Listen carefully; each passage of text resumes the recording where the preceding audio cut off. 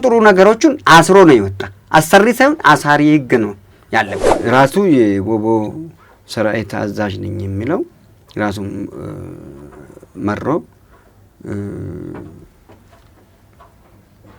ሰው ነፃ አልወጣ ብሎ ብል እንኳን ሰው አልቆ ዝንጀሮና የጫካውን ዱር ጅቡን አውሬውን ነፃ አወጣለሁ የሚል ነገሮችን ከዚህ በፊት መግለጫ አውጥቶ ነበር። ሀገራዊ ምክክር ኮሚሽን እዛም ተካሂዷል ተባለ አይደል? ይሄንን ፎርጅድ አደረጃጀት አልወድም እኔ። ፎርጅድ ብዬ ነው የሰየምኳቸው። በወቅቱም ተናግሬያለሁ።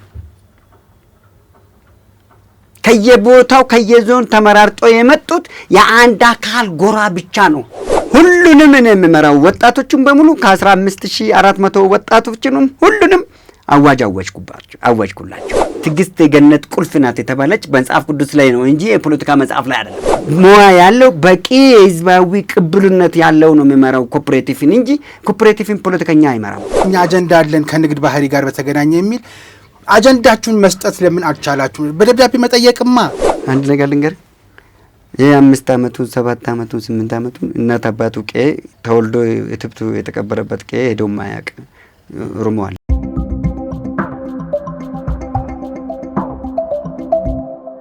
ጤና ይስጥልኝ። ይህ በሀቅና ሳቅ ሚዲያ ተዘጋጅቶ የሚቀርብላችሁ የፌርማታ እንግዳ የተሰኘው መሰናዶ ነው። የዕለት ዜና ለመስማት ራዲዮና ቴሌቪዥን ብንከፍት፣ ይህ ባይሆንልን ስልካችን በእጃችን ነውና የተለያዩ ማህበራዊ ድረገጾችን ለመመልከት ስልካችንን ብናበራ፣ የምናውቀው ሰው ከአንድ ቦታ ወደኛ ዘንድ ቢመጣ የምንሰማው ሰምተን እየተለማመድ ነው። አሁን ከመላመዳችን የተነሳ ምንም አልመስላችሁ እያለን አንድ ዘለላ እንባ ከዓይናችን መጭመቅ ቀርቶ ከንፈራችንን በወጉ መምጠጥ አልሆነላችሁ ያለን ክቡር የሆነው የሰው ልጅ ሞት ጉዳይ ነው። 9 ሞት መጣ ቢሉት አንዱን ግባ በለው እንዲሉ ሰው ሆኖ ተፈጥሮ ሞት አይቀርም። ግን አለ ጊዜው ከውጭ በመጣ ጠላት ሳይሆን ወንድም በወንድሙ በመጨከኑ የሚመጣው ሞት መንስኤው ምንድነው? ማቆሚያውስ መቼ ነው? እኛ ጋዜጠኞችም መርዶ ነጋሪ ሆነን የሰማንም ሰው ሞተ ሳይሆን ብሔሩ ምንድነው እያለ የሚጠያየቀው እስከ መቼ ነው? በባህላችን በወጋችን ይህንን ድርጊት እንዳይደገም ማድረግስ ያቃተን ለምንድን ነው? በተለይ በአቃፊነቱ የምናውቀው የኦሮሞ አባት የኦሮሞ እናት በምናውቀው ባየነው የርኅሩህነታቸው ማንነት ላይ መስራት ተገቢ አይሆንም ወይ ብለን ጠይቀን፣ አንዳንድ ሰዎች ያ የትናንቱ መተሳሰብ ጠፍቶ የመነፋፈቅ ልምዳችን የገባበት ሳይታወቅ በጥላቻ ተቀይሮ አንዱን ሲያጠፋ አንዱ ሌላውን ሲጠራጠር የምናስተውለው ምን ገጥሞን ነው የሚለውን ጨምረን፣ በእርግጥ ያጋመደን የመከባበር ምልኦነት ያለው እሴታችን እንደቀደመው ይመለስ ዘንድ ትርክታችን ምን ይሁን?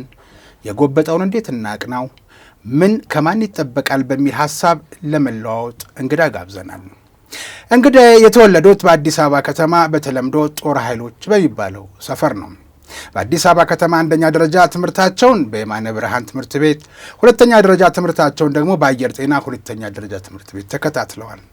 በዘመነ ህወሓት የኢህአዴግ ዜጎች እየታፈኑ ሲታሰሩ፣ ሲደበደቡና አካላቸው ሲጎድል በነበረበት ጊዜ እንግዳዬ በማንነታቸው የዚያ ገፈት ቀማሽ ከነበሩት ዜጎች መካከል አንዱ ነበሩ።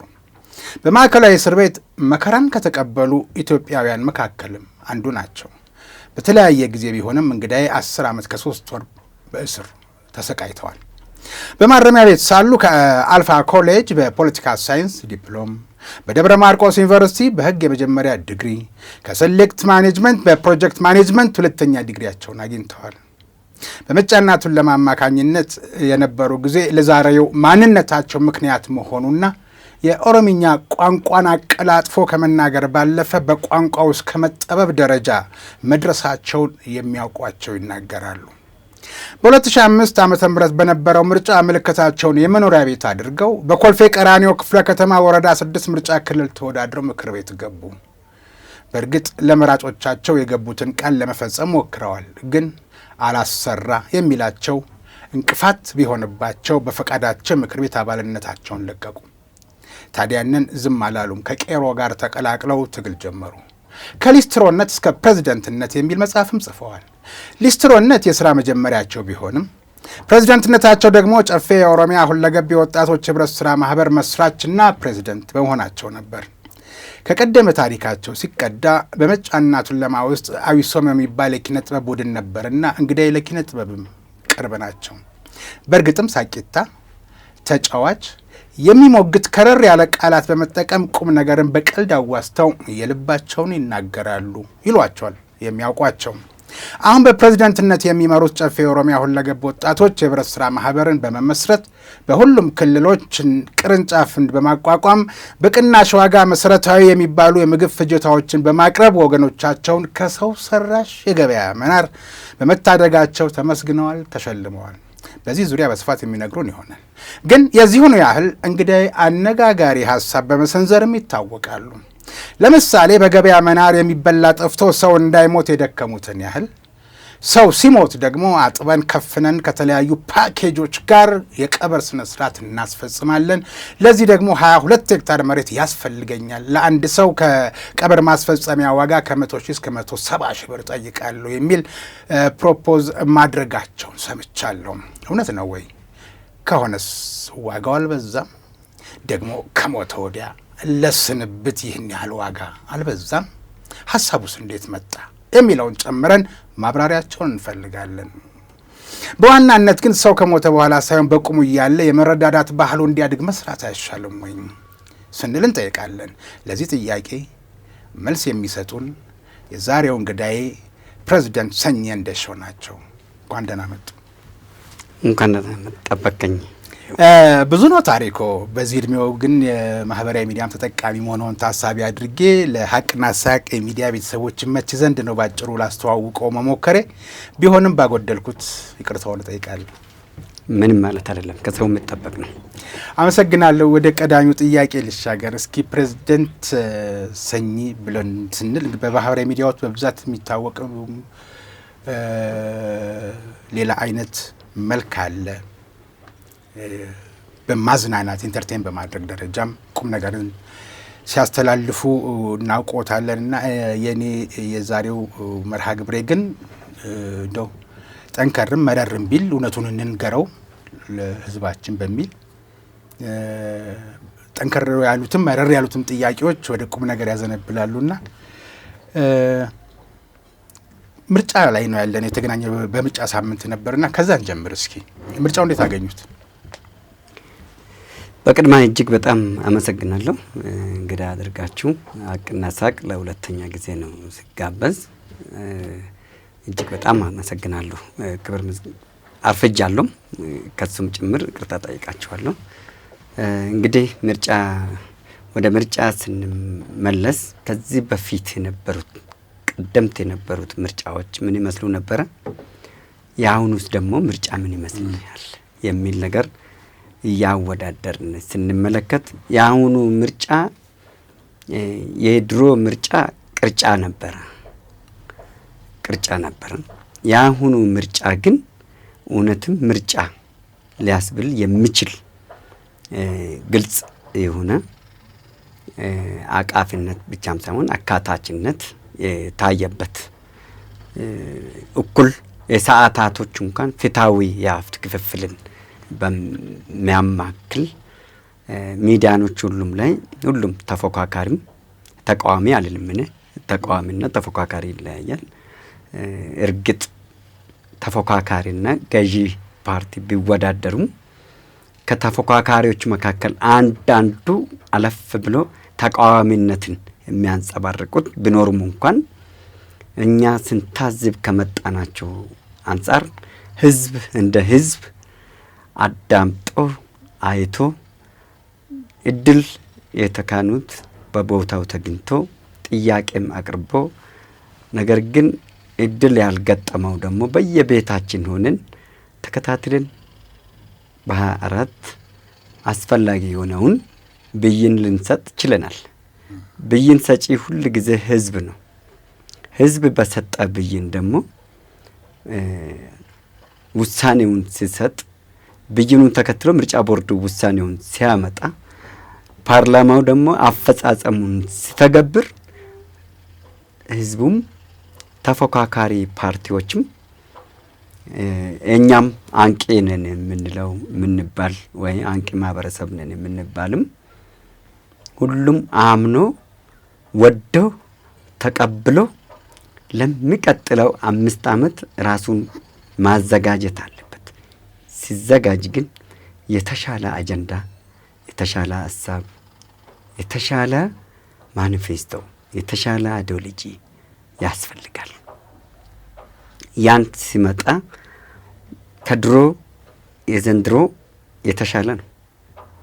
ምርጫ ላይም አወዳደሩም ላይም አመራረጡም ላይም የተሻለ ነው። ጥሩ የዲሞክራሲ ምህዳሩ መሬት የመንካት ባህሪው እየሸተተን አለ።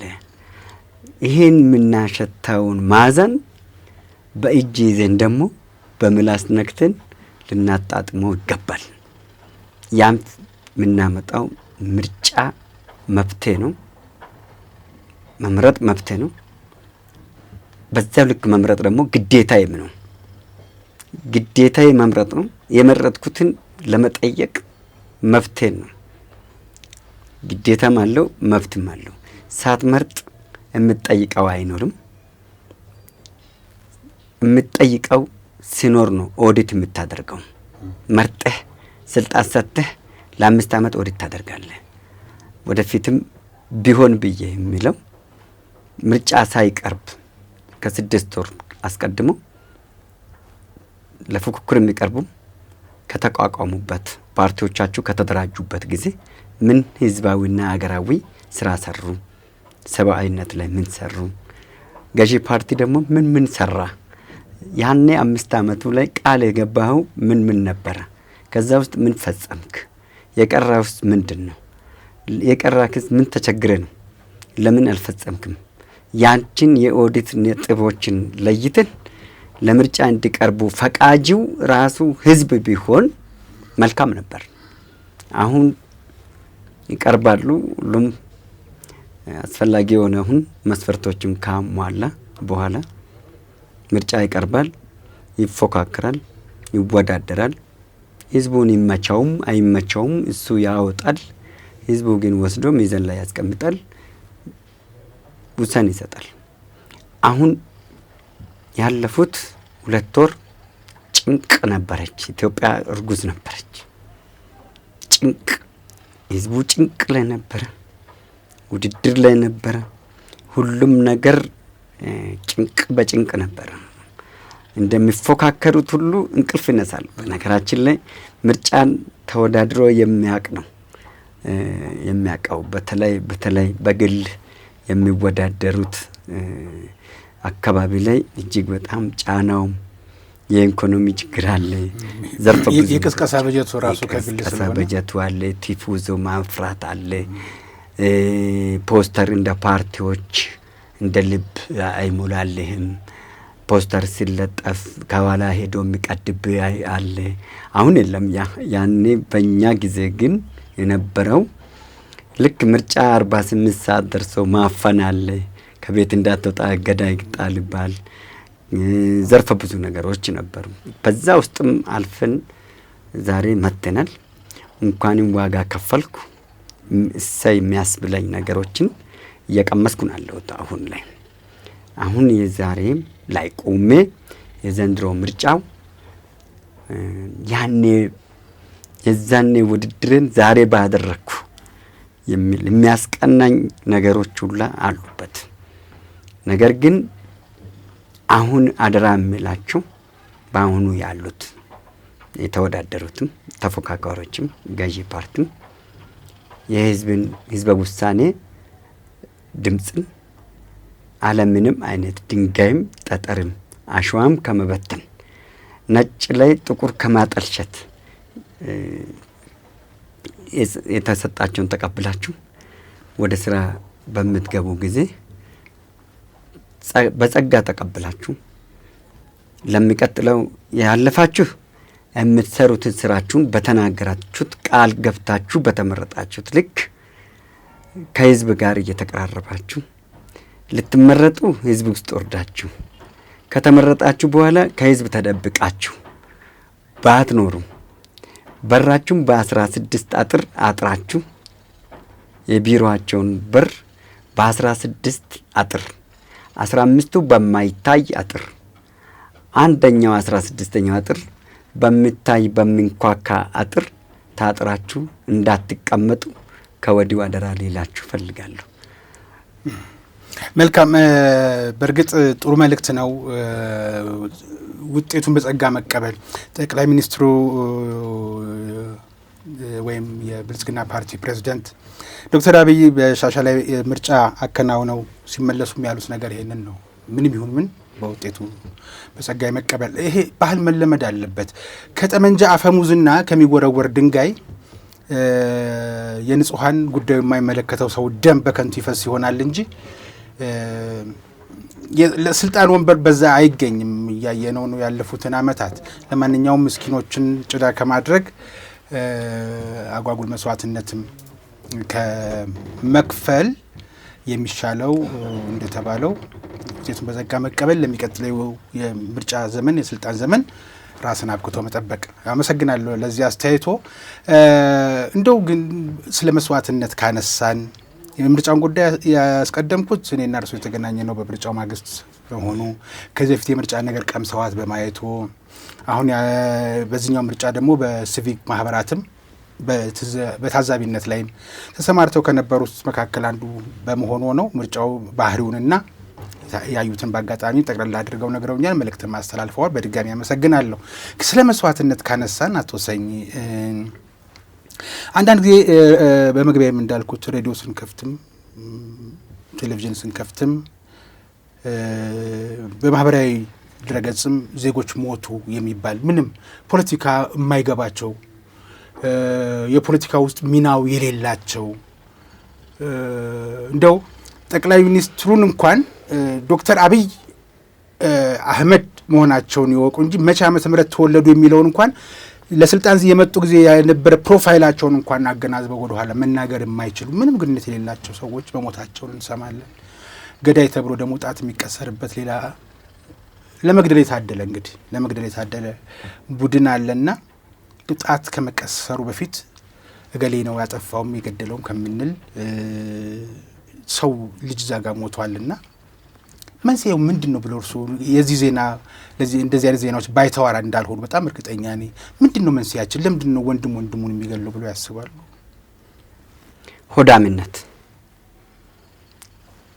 ሆዳምነት ስለ ሁለት አይነት ሆዳምነት አለ። የመብል ሆዳምነት ብቻ አይደለም። የአሳብ ሆዳምነት የማይሞላ በርሜል ልክ ስፋት ያለው የግሉ ብቻ የጭፍን ጥላቻ አስተሳሰብ ይዞ የሚሄዱ በደም ንግድ ላይ ብቻ እየተሰማሩ ሰው ደም ካልተፋሰሰ ጭር ስል አልወድ ባዮች ጭር ስል አልወድ ሞት ካልተወራ በህይወት ሲወራ እሱ የሚማረክ ወይ እሱ የወረደ የሚመስላቸው ነገር ግን የሞቱትን አይታቸው ከሆነ ሰሞን በምርጫው ምክንያት ልክ ምርጫው ነገ ይካሄዳል ሲባል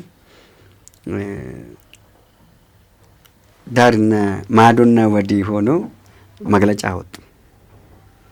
መንገድ ተዘግቷል፣ ለአምቡላንስ ብቻ የፈቀርን። የት ሆነው እነኚህ ሰዎች ይሄንን የሚያወጡት? አሜሪካን ሆነ የተደላደለች አገር ሆኖ እዚህ ግን የሚረግፈው ማን ነው? መንገድ በመዝጋቱ ማን ነው የሚረግፈው? ፋኖና ሸኔ ሁለቱም ባለቤት አላቸው። ሁለቱም ደግሞ አንድ ናቸው። ቀን ቀን ልዩነት አላቸው። ማታ ማታ አጀንዳቸው አንድ ነው። ለምሳሌ ልንገር፣ ፋኖ ጠዋት 2 ሰዓት ተኩል መግለጫ አወጣ። ሸኔ ማታ 12 ሰዓት ላይ መግለጫ አወጣ። ልዩነታቸው ሁለት ነው። አንድ የሰዓት ጠዋትና ማታ መሆኑ፣ ሁለት አማርኛና ኦሮምኛ መሆኑ። ኦሮሚያ ውስጥ ሰፊ የፋኖን የአማራ ዘሮች አሉ። አማራ ብሔር ብሔረሰቦች አሉ። አማራ ክልል ውስጥም ብዙሃኖች የኦሮሞ ህዝቦችም አሉ። በዞን ደረጃ ሁሉ ተሰየሙ። ሁለቱም በደም የተጋመዱ ናቸው።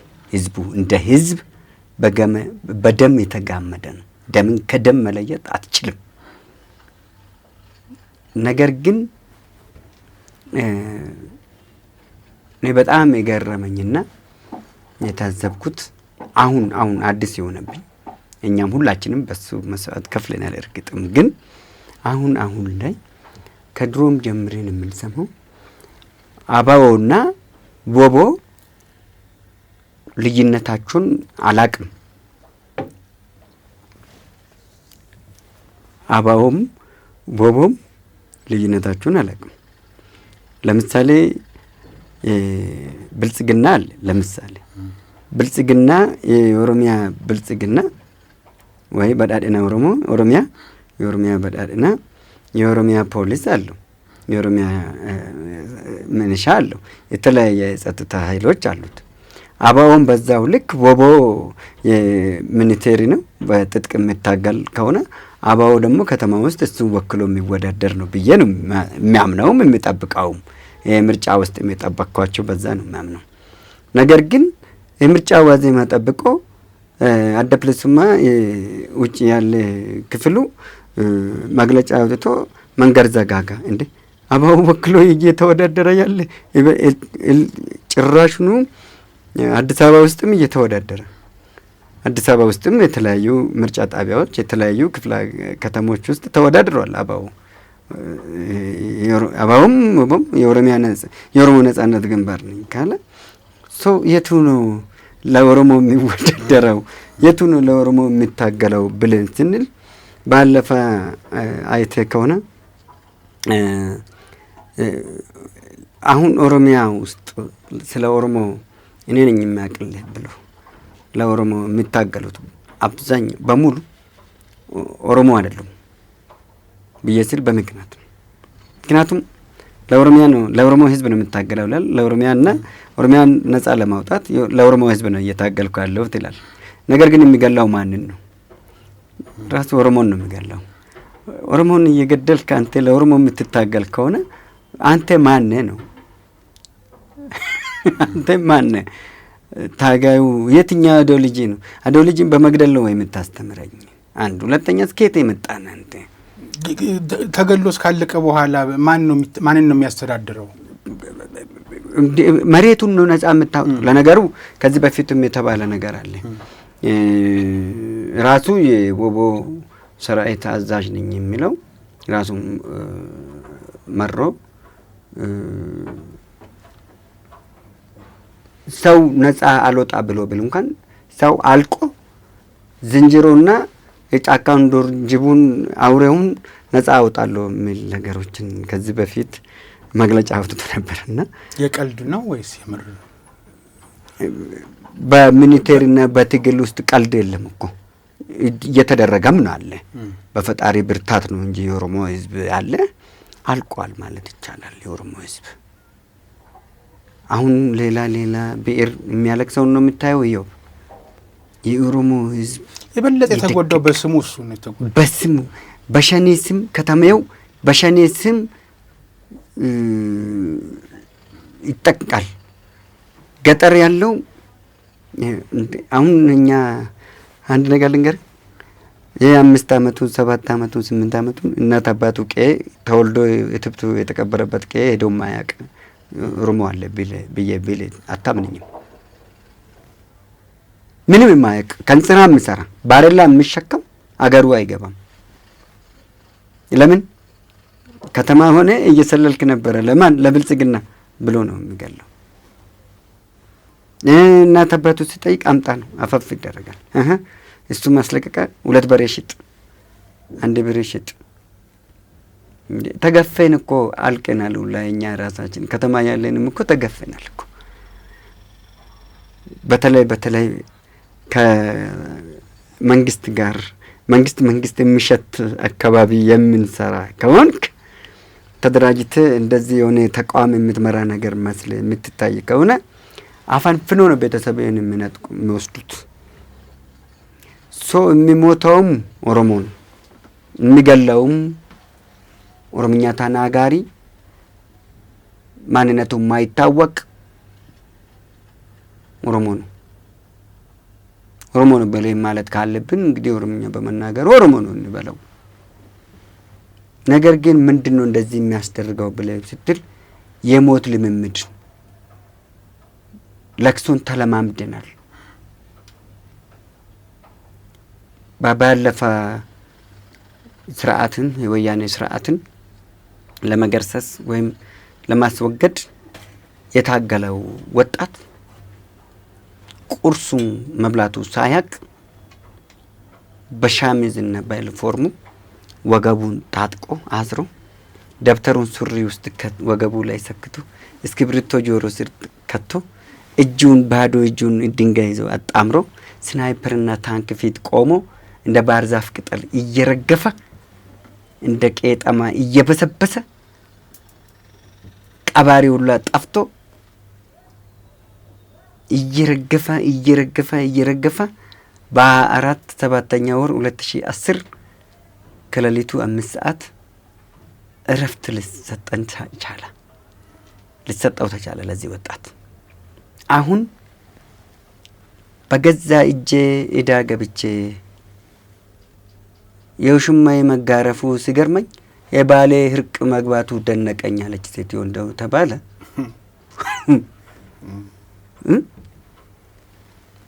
አስመራ ያለውንም ጥጥቁንም ሳናስፈት ንግግርና መግባባት ሰነድ ላይ ህዝብ ግልጽ ሳይሆን ግቡ ብለን በር ከፈት። አሜሪካን ያለውንም ናግባል ሁሉንም ገባን። ገባ እንዴት አድርገን እናውጣው? ቸገረናውን እና በዚህ ሰዓት ላይ የኦሮሞ ነጻነት ተዋጊ ሰራዊት ነኝ ብሎ ጫካ ያለ ጸረ ኦሮሞ ነው። ጸረ ኦሮሞ የኦሮሞም ጠላት ነው። በዚህ ሰዓት የሚያስፈልግ ለኦሮሞ ህዝብ የሚያዝን ከሆነ ተወካዩ ይወክለኛል የሚለው መልምሎ ወደ ከተማ ልኮ በጠረጴዛ ዙሪያ መፍታት፣ ፍላጎትን መነጋገር። ምክንያቱም ከላይ እስከ ታች ድረስ ቋንቋውን የሚናገር ናለ፣ በዓሉን የሚያውቅ ናለ። ከሱ በታች ሳይሆን እልቁንስ ከሱ በተሻለ ልክ ማንነቱን የሚያውቅ ኃይልና አካላት ናቸው ስልጣን ላይ ያሉት፣ አገሪቷን እየመሩ ያሉት። የኦሮሞ ህዝብ አገር መምራት አይችልም። ለኦሮሞ ስልጣን መስጠትና ለህፃን ብርጭቆ መስጠት አንድ አይነት ነው ብሎ መለስ ዜናዊ ቀድሞ ጠቅላይ ሚኒስትር ህይወቱ ያለፈው መለስ ዜናዊ አንድ አይነት ናቸው ብሎ ስል አገር መምራት ምን እንደሚመስል እኮ እያሳየናል ነው። አሳይቷል። በዚች ጥቂት ግዛቶች ውስጥ በ23 ዓመት ውስጥ በ23 ዓመት በህይወቱ እሱ በኖረ ዘመናት ምን አይነት አመራር ነው የሰጣ? ምን አይነት አገራዊ ልማት አለማ? ምን አይነት ዲሞክራሲ ያንጸባረቀ? ታስታውስ እንደሆነ ማረሚያ ቤት አንተም ነበርክበትና የነበርኩበት ቤቶቹን በደረጃ አንተም ነበርክውና ስንቶቹ ነበሩ ተኮላሽቶ በሽርጥ ሲካሄድ ነበር። በሽርጥ ስንሄድ ነበር ነው። እንደ ተገረዘ ወጣት ስንሄድ ነበር ነው። ስንቱ ነው ጥፍሩ ተነቅሎ እጁን እየደበቀ የሚሄደው የነበረ? ስንቱ ነው እግሩን በሳንጃ እየተሸነሸነ የእግሩ ደም ከእግሩ ጣት ላይ ጥፍሩ ተነቅሎ ሌሊት ማታ በሰላም የተገላገልከው ሌሊት ጠዋት ሲወጣ ጥፍሩ ተነቃቅሎ ደም በደም ሆኖ ስታገኘው የነበርከው? ስንቱ የበርሜል ግርፍ ጭንቅላቱ በርሜል ገብቶ ሶኬት በመቀመጫው ገብቶ እየተጠበሰ የነበረ? ስንቱ የአልጋ ግርፍ የሚባለውን በዛ በጉማሬ አለንጋ ስንቱ ተገረፈ ጀርባው ወንፊት እስኪመስል። ስንቱ ሽባ ሆነ። ስንቱ አእምሮውን ስቶ ቀውሶ የሚያደርገውን የሚያጣው ስንቱ መቀመጫው ሰከራን በልብሱ ውስጥ እየተቀመጠ የነበረው ያ ሁሉ ዋጋ እየተከፈለው ለዚህ ክብር ለሆነ ህዝብ ክብር ለሆነ ቋንቋ ለዚህ ትልቅ ቱባ ነው ለምንባለው ማህበረሰብ አዎንታዊነቱንም እለንታዊነቱንም ማንነቱንም በጥንቁቅ የምናቅ ነበር። በጥንቁቅ ጥያቄውን 1 2 3 4 5 ብለን ይዘን ነበር ነው። ዛሬ እየታገልኩ ነው ለኦሮሞ ብሎ የሚፋለመው ምንድን ነው? እስኪ ያንተ ጥያቄ ብለህ ብትል ብልሱማ ብቻ ነው የሚልክ። ዝርዝር እስኪ ዘርዝር ብትል ብልሱማ ነጻነት ነጻነትስ ቢሆን እንዴት አይነት ነጻነት ሊሆን ነው? ወንድሙን እየገደለ ብቻውን በነጻነት መኖርስ ይቻለዋል? እሱ ከዳይነት መላቀቅ ነጻነት ማለት እሱ ፐርሰናሉ ከዳይነት መላቀቅ። አንድ በነገራችን ላይ አንድ ነገር ልንገር፣ ሪሊ መስዋዕት ከፍለንበት ወሊድ እስኪናጣ ድረስ ሁላ ዋጋ የከፈልበት ህዝብ ነው የከፈልለት ህዝብ ነው። ይሄ ህዝብ በማወቅም ባለማወቅም ዋጋ የከፈልለት ማንነታችን ነው እየተዋረደ ይመጣ። አሁን ይህ መንግስት አገረ መንግስት እስከተተከለ ድረስ የህግ በላይነትን የማሽሞንሞኑ አይደለም፣ የህርቅ ብለው ነገር አይደለም። አገር በሽምግልና አትመራም ብለዋል ከዚህ በፊትም። ጽንፈኛውም ንትርክ ድርድር ብሎ ከዛ ጋር ጽንፈኝነቱን አንጸባርቆታል። ከዛም ቲዲኤፍም በሽምግልና አንመራም ገጥም ያለው ብሎ ነበር የገጠመና ህዝብን ያስፈጃ። 4 ኪሎ እየተመላለሱ ነው የሰነበቱት። እንደዛም ብሎ ካሉ ወዲህ አሁንም ጦርነት እየጎሰሙን አሉት። ትግስት ሲያልፍ ትግስት የገነት ቁልፍ ናት የተባለች በመጽሐፍ ቅዱስ ላይ ነው እንጂ የፖለቲካ መጽሐፍ ላይ አይደለም፣ የፖለቲካ ህግ ላይ አይደለም፣ የትኛውም ማኒፌስቶ ላይ የለም። ትግስት የገነት ቁልፍ ናት የሚባለው ቤተ እምነት ነው። እነሱም ትተዋል። ዛሬ ላይ አንድ ዳዊት ብጤ አጣውጥ ወይ አብይን በጠጠር ግንባሩን ብሎ የሚደፋው እንደ ጎልያድ ብሎ የሚፎክር ከአን በተፈጠረበት ዘመን የአገር መንግስት በእሽሩሩ የጎበዝ አለቃ በየመንደር ህዝብን የሚፈጅበት ምክንያት፣ የሃይማኖት ተቋማትን የሚያፈርስበት ምክንያት፣ በእሽሩሩ አገር የሚፈርስበት ምክንያት እሱ ያለማል። ከዛ ጋር ይፈርሳል። መንግስት ብቻውን ምንም ማድረግ አይችልም። ህዝብ አብሮት መሆኑን በዚህ ምርጫ አረጋግጧል። ከዚህ በኋላ ያለ ቆፍጠን ያለ ቀልድም አያስፈልግም። እኔ አደራ ብዬ የሚለው ክብር ጠቅላይ ሚኒስትሩን ዶክተር አብይ አህመድን እባክህን እወደዋለሁ፣ አከብረዋለሁ። መስዋዕት ከፍለናል፣ መርጠናል፣ አስመርጠናል፣ አልመራርጠናል፣ ሮጠናል፣ ተግተናል። ትግስታችን ወደፊትም ይቀጥላል። አብረን እንሄዳለን። አንድ ነገር ጠያቄ ብቻ ማን አደረገ? ባለቤት አለችክ። ከአንድ 8ኛ ወር እስከ 9ኛ ወር ድረስ እየሳቅ እየተደሰትክ ምን እያልክ ነው የሰነበትከው? አንዳንዴ ለምንድን ነው እንደዚህ ሆነ? ለምንድን ነው ቁርስ በጊዜ የማይሰጠኝ? ለምንድን ነው እንደዚህ ማየት ተደርጎ ይሄን ምን አለው ምናምን የምትለው ነገር አለ? የለም አለ። ጠቅላይ ሚኒስትሩ መቼ ነው ቆጣ የሚሉን? ቅንድባችሁ ተፈለገ። ሲሪየስ ያስፈልጋል። ቤቴ ራሱ በቅንድብ ነው የሚመራው። ቤቴ ራሱ ህግ መርህ አለ። እንኳን ነገር መርህ አለ። ህግ ሊጠበቅ ይገባል፣ ሊከበር ይገባል። የህግ በላይነት ሊከበር ይገባል። ለምን የፈለገ ለምን እኔ ማይሆንም ለምን የፈለክበት ማንም ሰው ይሁን የህግ በላይነት ሊኖር ይገባል። ከዳር እስከ ዳር ድረስ ሸኔም በለው ፋኖም በለው ፋኖ ኦሮሚያ ውስጥ የለም። ፋኖ እኮ ኦሮሚያ ውስጥ እንዳለ አብሮ እኮ ነው የሚሰሩት። በፈረቃ እኮ ነው ያሉት ኦሮሚያ ውስጥ ፋኖም ሸኔም ሁለቱም የሻቢያ ፋብሪኬት ናቸው። ሻቢያ አምርቶ ያመጣልን ነው። ቀደም ሲልም ወያኔም እያለ የወያኔ ታማኝ የኤርትራ ነዋሪዎች የነበሩ ናቸው። ዘመነ ካሴ ብትለው ፓስፖርቱን ከኤርትራ አልቀየረም።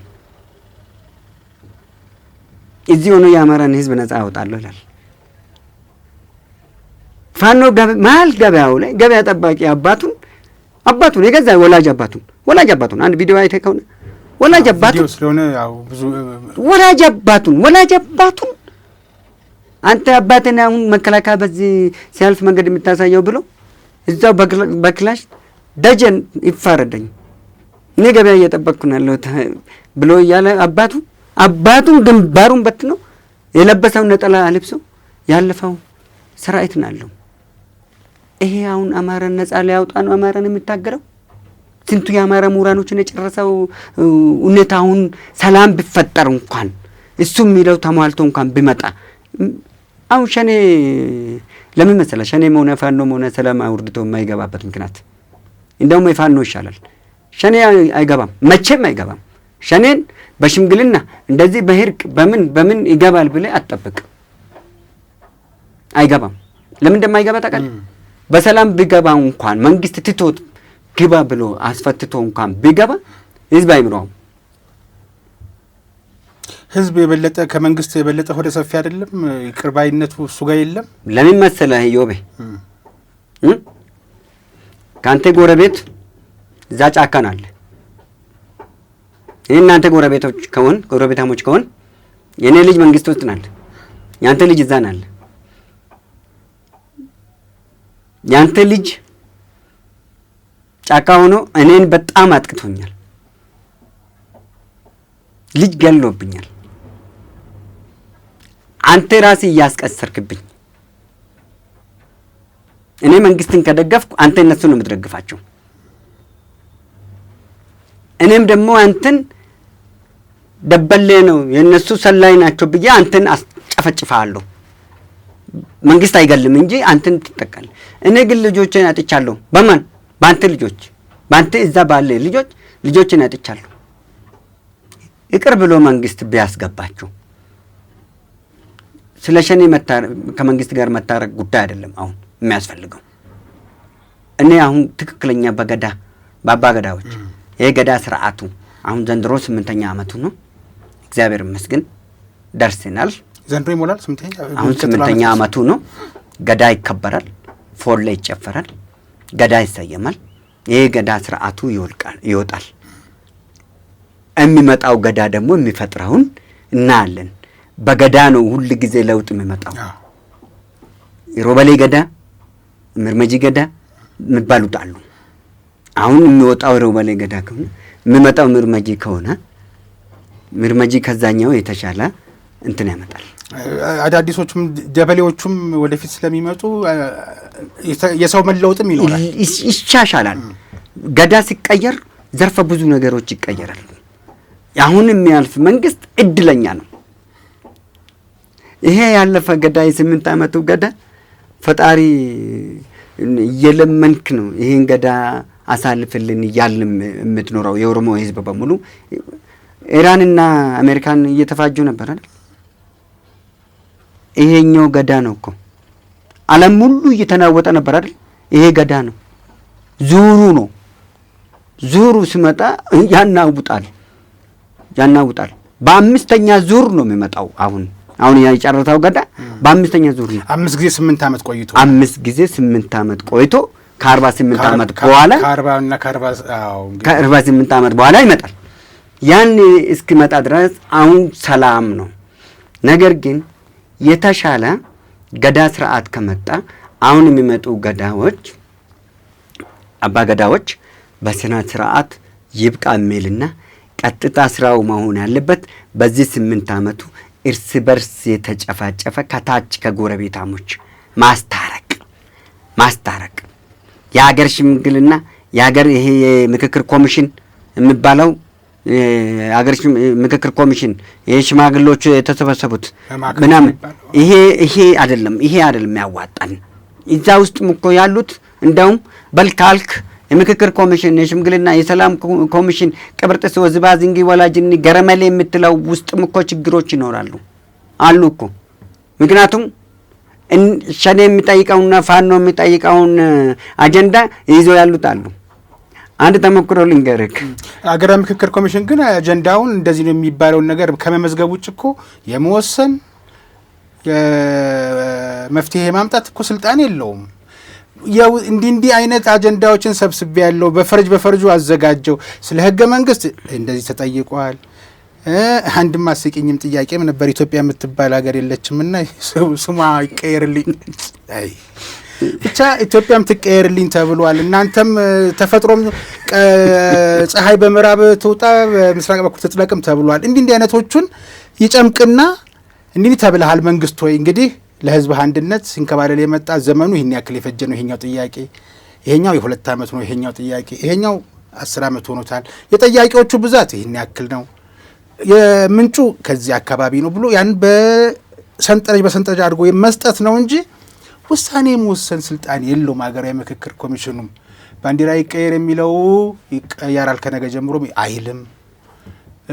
ፌዴሬሽን አወቃቀሩ ፌዴራሊዝም ስትራክቸሩ በቋንቋ የሆነውን በጂኦግራፊ ይሁን ማለት ስልጣን የለውም። እና ምናልባት ሀገራዊ ምክክሩ ጋር ላይኖር ይችላል ለማለት ፈልጌ ነው። ልዩነቶች ሌሎች መማክርት የሚባሉ ሽማግሌዎች ጋር ግን በሃይማኖት ሽፋን የተሰባሰቡ በአገር ሽማግሌዎች የተሰባሰቡት ጋር ግን ሊኖር ይችላል። የእኔ ፍላጎት ወይም የቤተሰቤ ቅድም እርሶ እንዳሉት የዛኛውን ስሜት ተጓትቼ እሱኛው ካልተንጸባረቀ ሀሳቡን አላነሳም የሚል ልዩነቱን ይዞት የሚቀመጥ መፍትሄ የሚያርቅ ወገን ሊኖር ይችላል። እንደው ግን ተስፋ ያደረግነው በሀገራዊ ምክክር ኮሚሽኑ ስለሆነ እሱ እንዳይቀላቀል ማብራሪያ ልስጡ ብዬ ነው። ግን ሀሳቡን እየገታሁኝ አይደለም። ቀጥሎ እባክዎ። እንዴት መሰለ የሚያቀኝ ከከኛለች ከክ አዎ የት ጋር እንዳለች የሚያውቅ ነው። ይከኳ ይበላችሁ ሰውየው ነው የሚያውቃት። አገራዊ ምክክር ኮሚሽን ማለት የማየውን ነገር ለሚስት አትንገራት እንደተባለ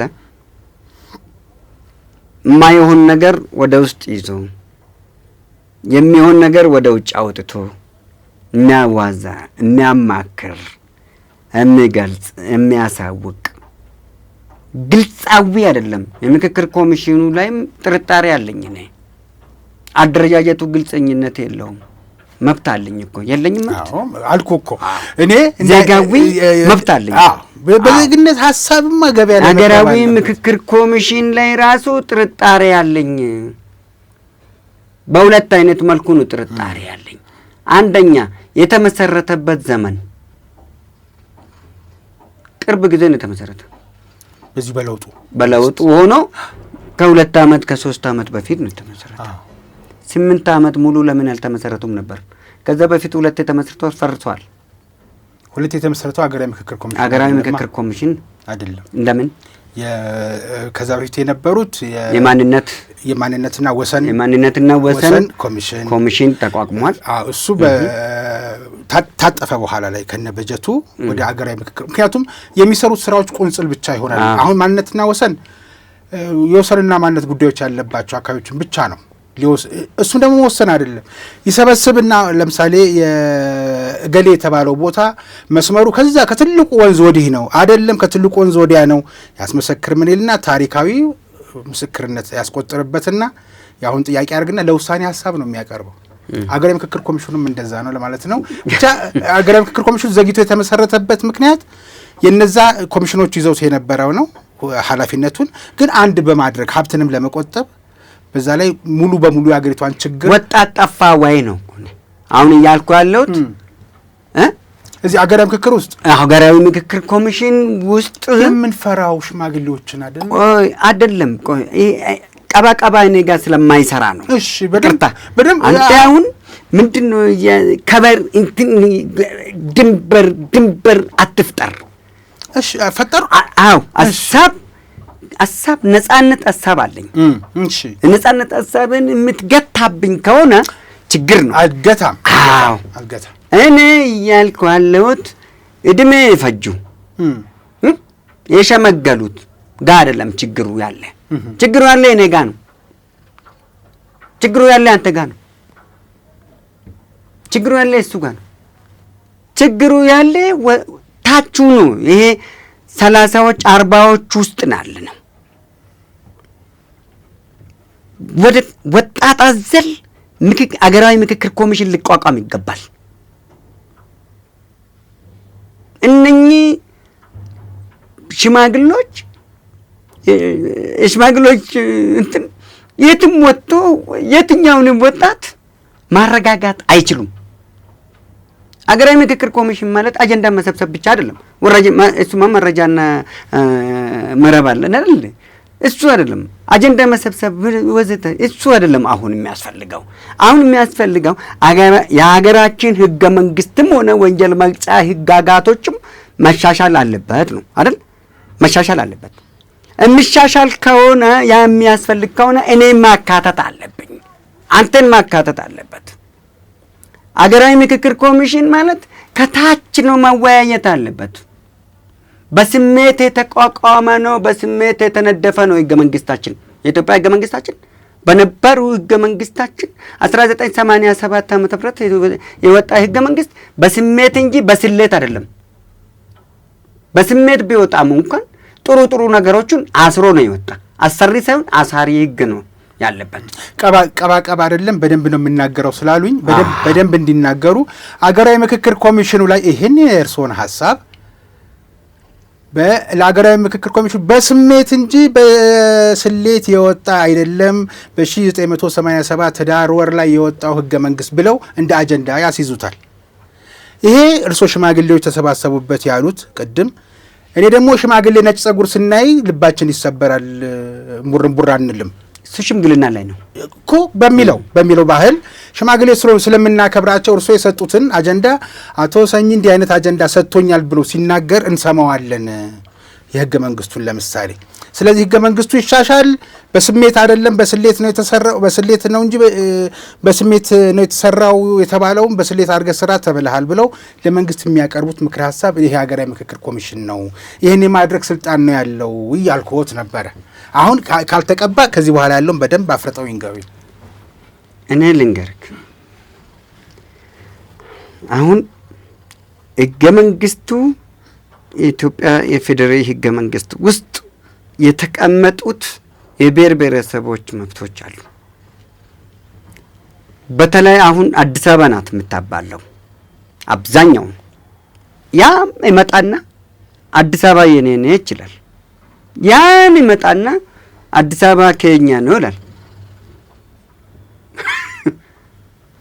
ይሄ ሁሉ ህገ መንግስት ላይ አዲስ አበባ በኦሮሚያ ክልል መሀል የምትገኝ ከተማ ነች ብሏል አይደል? ነገር ግን የፌዴራል ከተማ ነች፣ የፌዴራል ዋና ከተማ ነች ብሎ አስቀምጧል። ለኦሮሚያ ልዩ ጥቅማ ጥቅሞች ምን ይሆንላታል ብሏል? ይጠበቅላታል። ይሄ ማለት ዝርዝር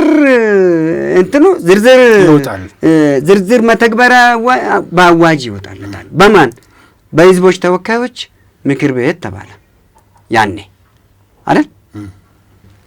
የኢትዮጵያ ህገ መንግስት ከወጣ ስንት አመቱ ነው ዛሬ? ኢዮቤ አልተፈለገማ፣ ተዳፍኖ ቆያ።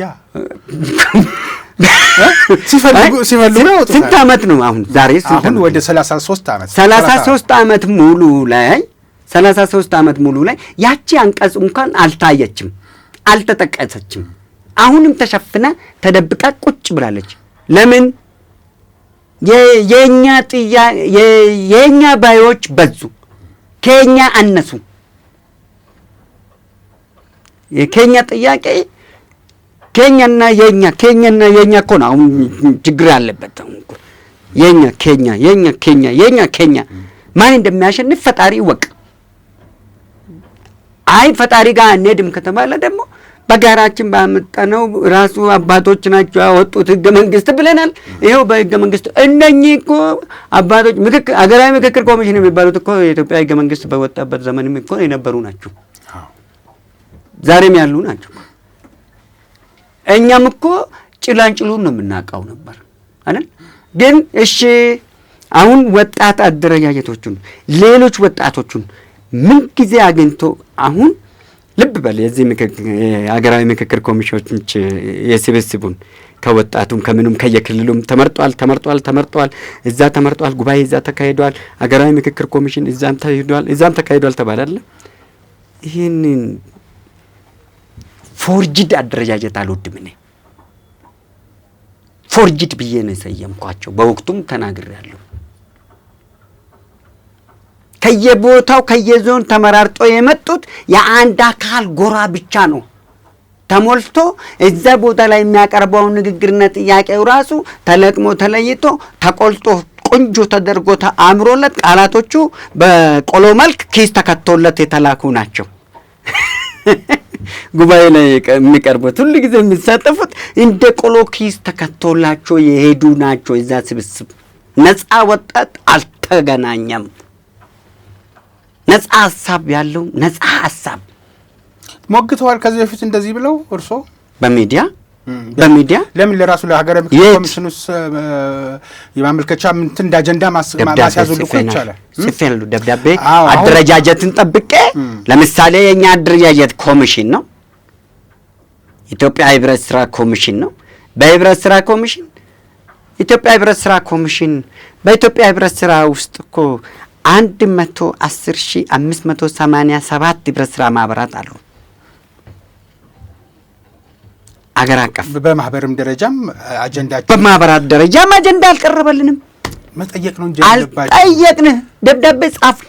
አንድ ቀን አይደለም አቶ ሰኝ ያው በአሁን ይሄ ኮርፖሬሽን የዋጋ ንረትን እያንከባለለ በማምጣት መታገስ ሲያቅተው እንደው ንግዱ ላይ እንኳን እናተኩርና ስግብግብ ነጋዴዎችን በተመለከተ እንደዚህ መደረግ አለበት፣ እኛ አጀንዳ አለን ከንግድ ባህሪ ጋር በተገናኘ የሚል አጀንዳችሁን መስጠት ለምን አልቻላችሁ? በደብዳቤ መጠየቅማ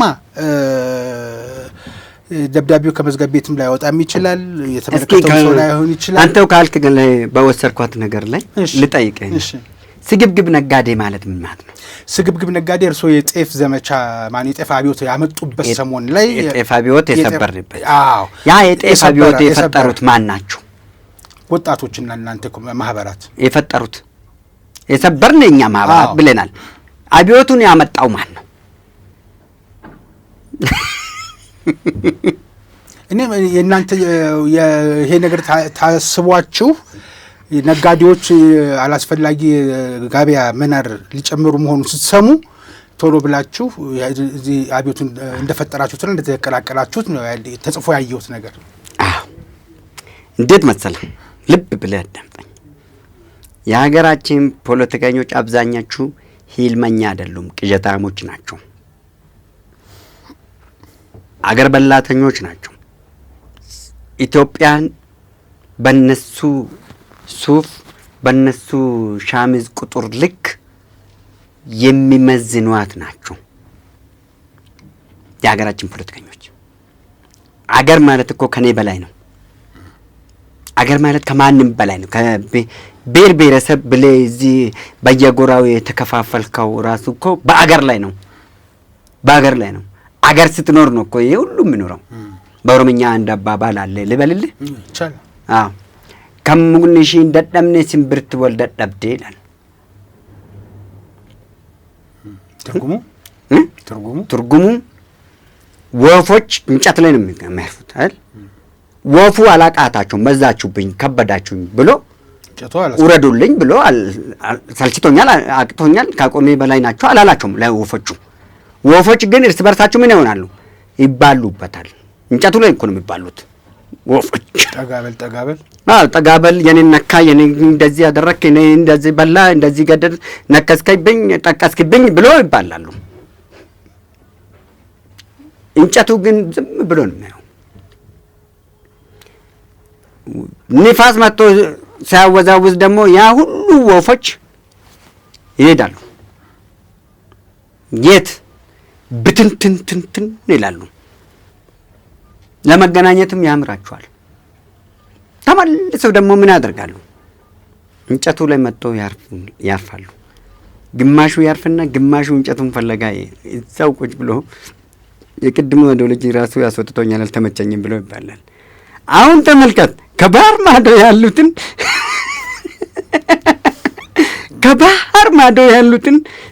ከትላንት ወዲያ የወሰንና የማንነት ምክክር ኮሚሽን የተባሉት ግማሹ ፈርጥጦ ሄደ። ግማሹ ውጭ ሀገር አሉ። ግማሹ ፓርቲዎቹን አላቸው። ግማሹ ምን አለ ፓርቲ የሌለው ምንም የሌለው ደግሞ ውስጡ አልገባም። አገሪቷ ላይ ነው ይሄ ሁሉ የሚደረገው። እንደዚህ ያስፈልገናል። እሺ የዲያስፖራም የላቤ ቦራም የዳህ ቦራም የላቦራም አምስተኛው የዲያስፖራውም ጭምር የየራሳችሁ ኮታ አላችሁ። አገሪቷን ለማቀረማመጥ ህዝብን ለማፋጀት እናንተ ሊያገዳድሉን ፍኖተ ካርታ ሰርቶ ከመዘርጋት ከመርጨት ውጪ ምንም አይነት መፍትሄ ሐሳብን አላየንባችሁም። ምክንያቱም እኛ ስናድግ ተወልደን ያደግነው እዚሁ ከተማ ነች፣ እዚሁ አገር ውስጥ ያለነው። አንተ ደቡቡን አንዱ ትግሬውን አማራዩን ኦሮሞዩን ማንነት ሳትተዋወቅ ነው አዲስ አበባ ውስጥ ትተዋወቃለህ። ግን ብሔር ምንም አብረን ያደግነው አብሮ አፈርፈጭተህ አብሮ አንድ ብስኩት ለሁለት በልተህ አንድ ሻይ ለሁለት ጠጥተህ ነው ሀው እየተማርክ ያደግከው። ዛሬ ላይ እያደግን ስንመጣ ያ እይታ መስፋት ሲገባ እነኚህ ፖለቲከኞች ፖለቲካው በዛ መጣ እያንዳንዳችን ነጣጥለው በተኑን፣ እንደ ወፏ በታተኑን። ከዛ በኋላ ይሄ እኮ እንደዚህ ነው፣ ጎረቤታችን ነበረ እኮ ይሄ እንደዚህ እኮ ነው፣ ይሄ እንደዚህ ነው። ሶሻል ሚዲያ ላይ ተመልከተው እከሌን እዚህ ያውቃለሁ፣ ድሮ ማንተ እንደዚህ ይዛዛታል። ሁሉም ሲገናኝ ደግሞ ይተዛዘናል። ለምን ሲገናኝ በአካል ሲገናኝ የከተሜው የትኛውን ያስታውሳል መሰለ? ያቺ አንድ ጮርናቄ ለሁለት የበላውን ነው የሚያስታውሳት፣ ፍቅርን ነው የሚያስታውሳት። አይጨካከንም፣ አይካካድም። አሁን እኛ ትልቁ ነገር እነኚህ ሽማግሌዎችን በል የሰላም ምክክር ኮሚሽን ነን ብሎ በየሃይማኖት ጎራቸው የተሰባሰቡትን በል አሁንም አጀንዳን ቢያበዙ ነው እንጂ አጀንዳን ሰብሰብ አድርጎ ደፍኖ የሚያሳምነን ሳይሆን ነገም ተነጉዳም እኛም ጥያቄ አለን። እንደ ህብረት ስራ አይደለም። ቅድም ያነሳውልን አንድ ነገር ፋክቷን ነገር እንድታቅ ፈልጋለሁ።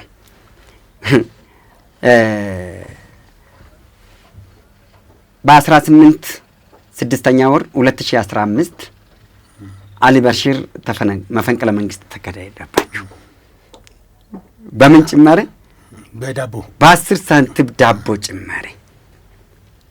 አሃ ሱዳን እንደዛ ከተሳካ እዚህም ሊሳካልን ይገባል ብሎ ጫጫታ አበዛ። የኛው ጫጫታ አይደለም። አብዮት ብለን ስንል ዝም ብለን አላልንም። የመፈንቅለ መንግስት ልብ በል በጀት ተሰባሰበ። 10 ባለሀብቶች ብቻ ገንዘቡን ያሰባሰቡት 10 ባለሀብቶች ገንዘቡን አሰባሰቡት። ቀጥታ የራሳቸውን ታማኝ የሆኑትን ስለ ንግድ የማያውቁትን ነጋዴ አድርጎ በኪና መዳድቦለት አይዞዚ ገዛዝቶለት ኢንቨስተር መድቦለት ተሳቢ ጭምር መድቦለት።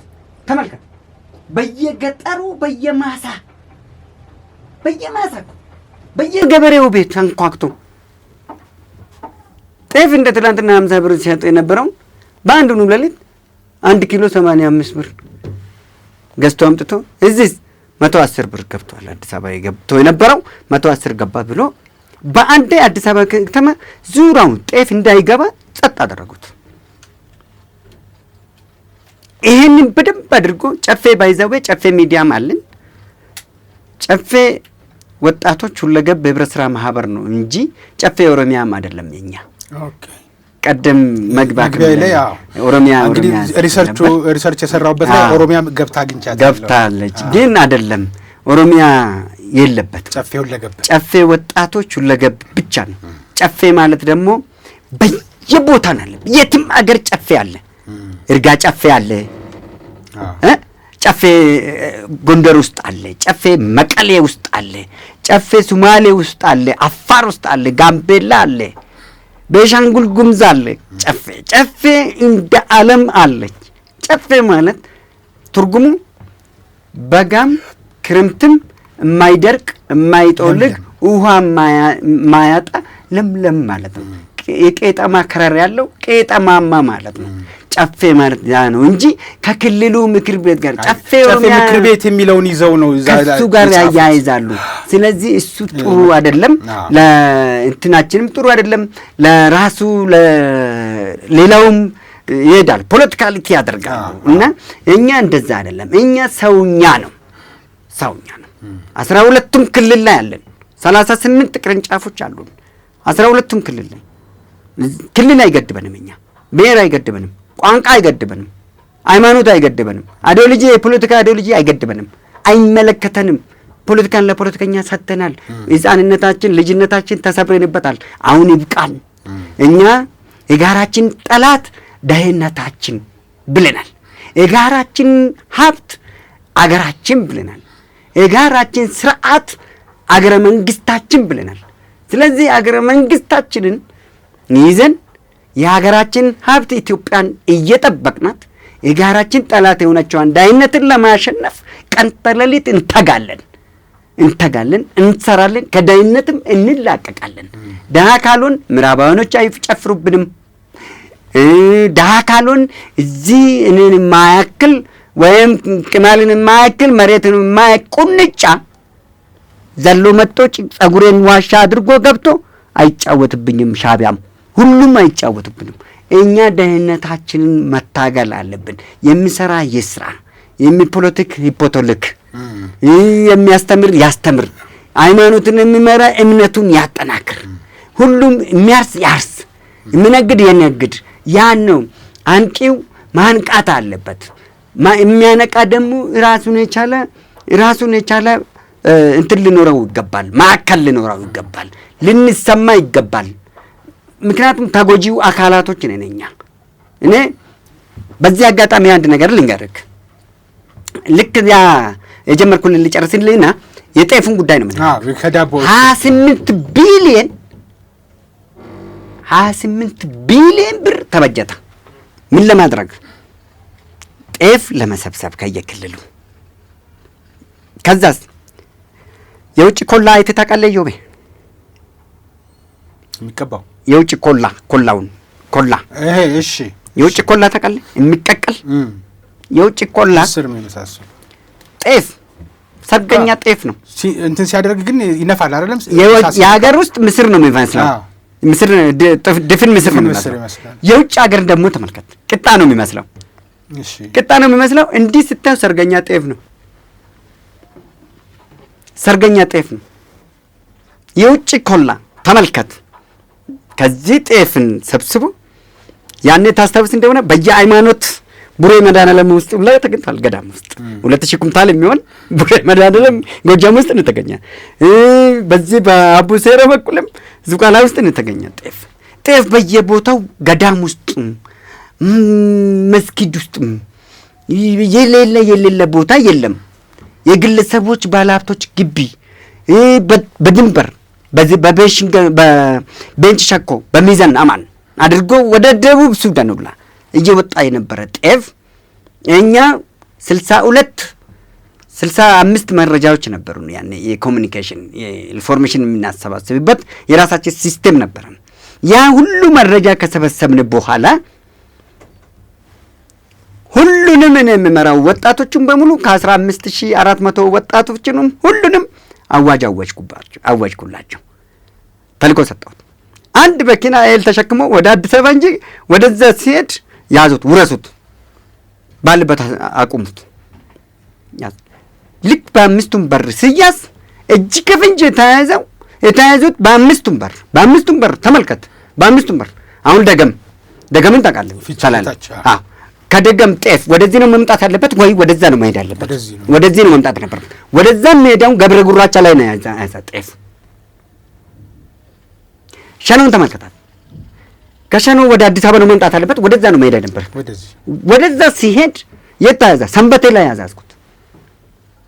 ግማሹን እዛው በደብረ ብርሃን ውስጥ በራሳችን ነው አባላት በአማራ ነው ወጣት ነው ያዛዝኩት። የዚህ ምስራቅ ሸዋ በዚህ በአሩሲ በኩል ያለው የኢታያ ምኑ ወደ አዲስ አበባ ነው የሚቀላው፣ በአዳማ አድርጎ ወደ መቀሌ ነው የሚቀርበው ወደዚህ ነው የሚቀርበው። ያም እንደዛ ነው ያዛዝኩት። ከዛም በኋላ ያንን ሁሉ ባለበት ካረጋጋን በመጋዘናችን የነበረውን የአዲስ አበባ ከተማ አስተዳደር ከንቲባን እግዚአብሔር ይስጣችሁ በወቅቱ ይሄ አለ ከነገ ጀምሮ ጤፍ ይሄና ዋጋ ሊገባ ነው ብዬ ስል እውነትም በማግስቱ ህዝቡ በጤፉ ማጉረምረሙን ታስታውሳለህ። ያኔ እንኳን ሰው የአዲስ አበባ መሬቷም አጉረመረመች። ጤፍ የለብኝም ብላ አጉረመረመች። እነሱም ነቁልኝ፣ ወዳው ደረሱልኝ። ቶሎ ብለን 5ቱም በር ላይ መጋዘን ከፈት ስናከማች የነበረውን ከፈት።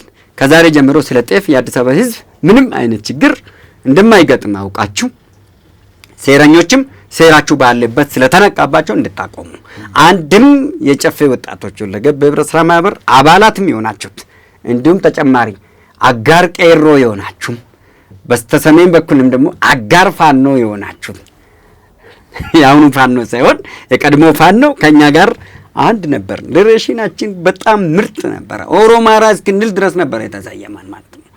ገብቶሃል? ከዛም እጀቶ አለ፣ ከዚህ ዘርማ አለ፣ ከሁሉም ፈንቅል አለ፣ ከትግራይም ከሁሉም ጋር ማዕከል አድርገን በጣም ጎበዝ ነበርና ያንን አድርገን ሀገራችን ኢትዮጵያ መታደግ አለ። 2005 ነው አይደል? 2015 ላይ ያንን አድርገን ልክ በ26 ተመልከት። እነሱ እቅዳቸው የነበረው በ28 8ኛ ወር ጤፍ የለምና ህዝቡ ሆ ብሎ ይነሳል። የአዲስ አበባን ህዝብ ምን ብለው እንደሰየሙ ታውቃለህ? የአዲስ አበባ ህዝብና የክረምት ጅብ አንድ ነው አሉ። ኢማጂን የአዲስ አበባ ህዝብ ጤፍን ካጣ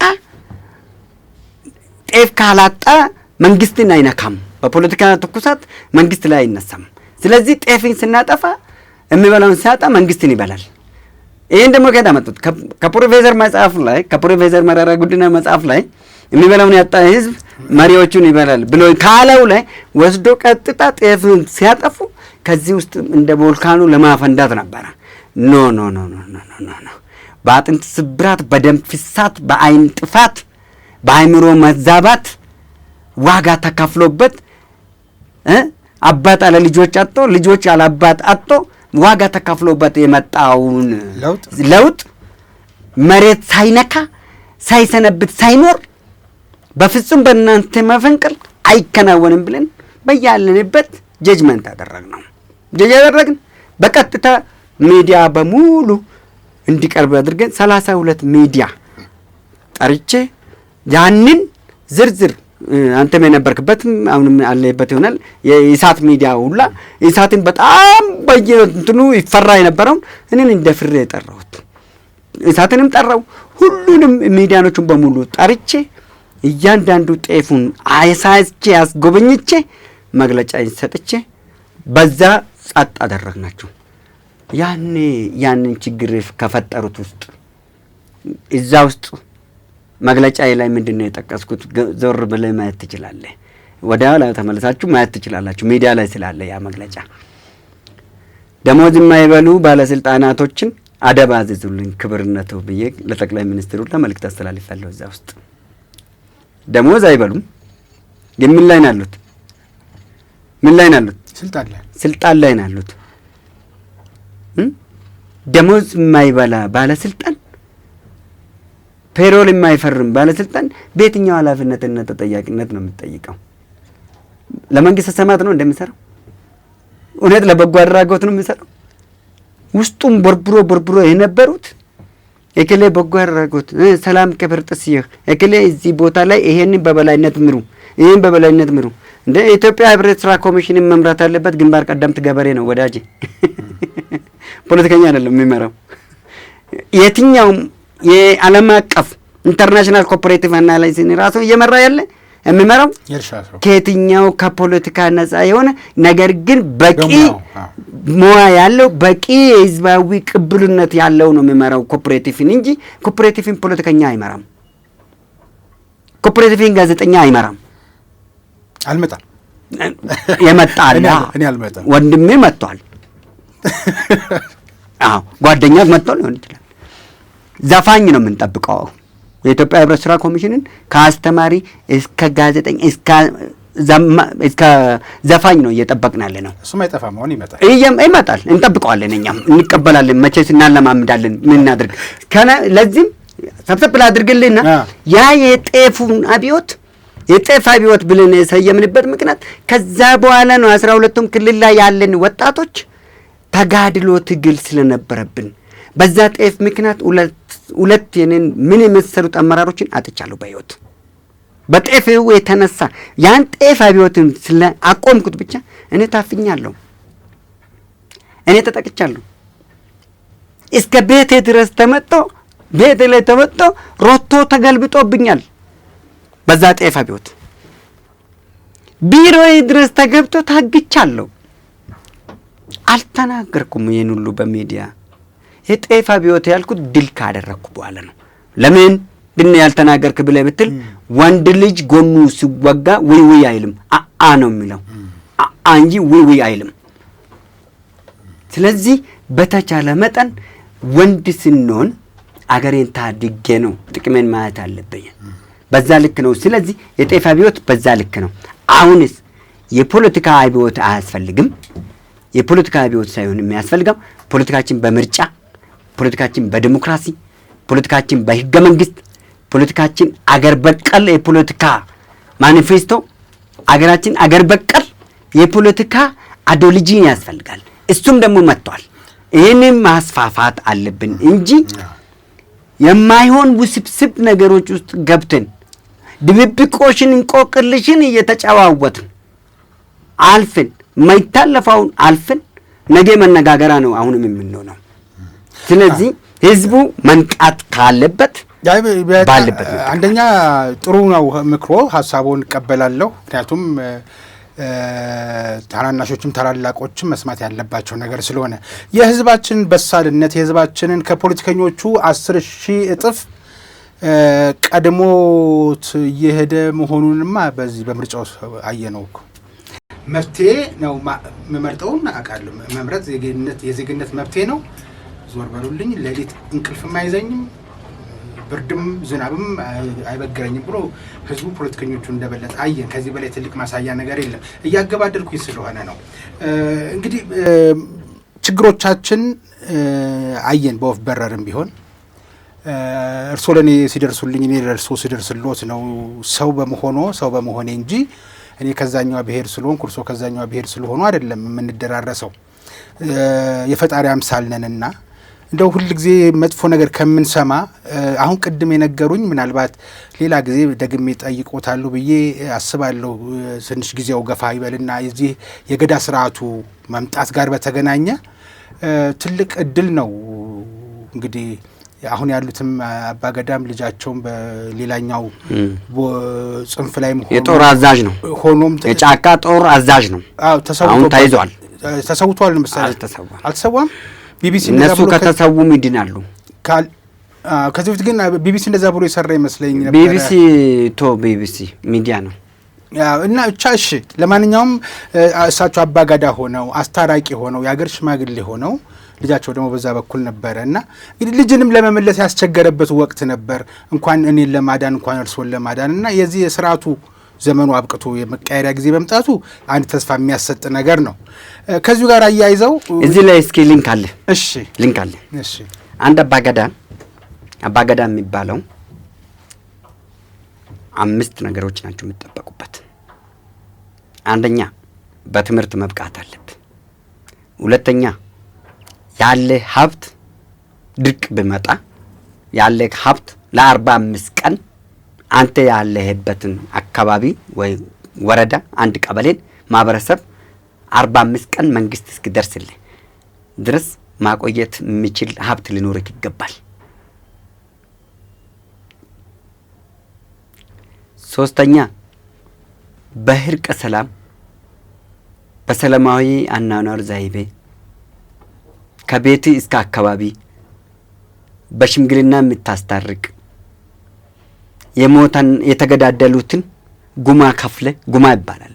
ጉማ አስወጥተ የነፍስ እውነትን አስወጥተ አስታርቀ አዋይደ ማኖር ከቻልክ ምሳሌ ከሆንክ ይህን መሆን ከቻልክ ነው።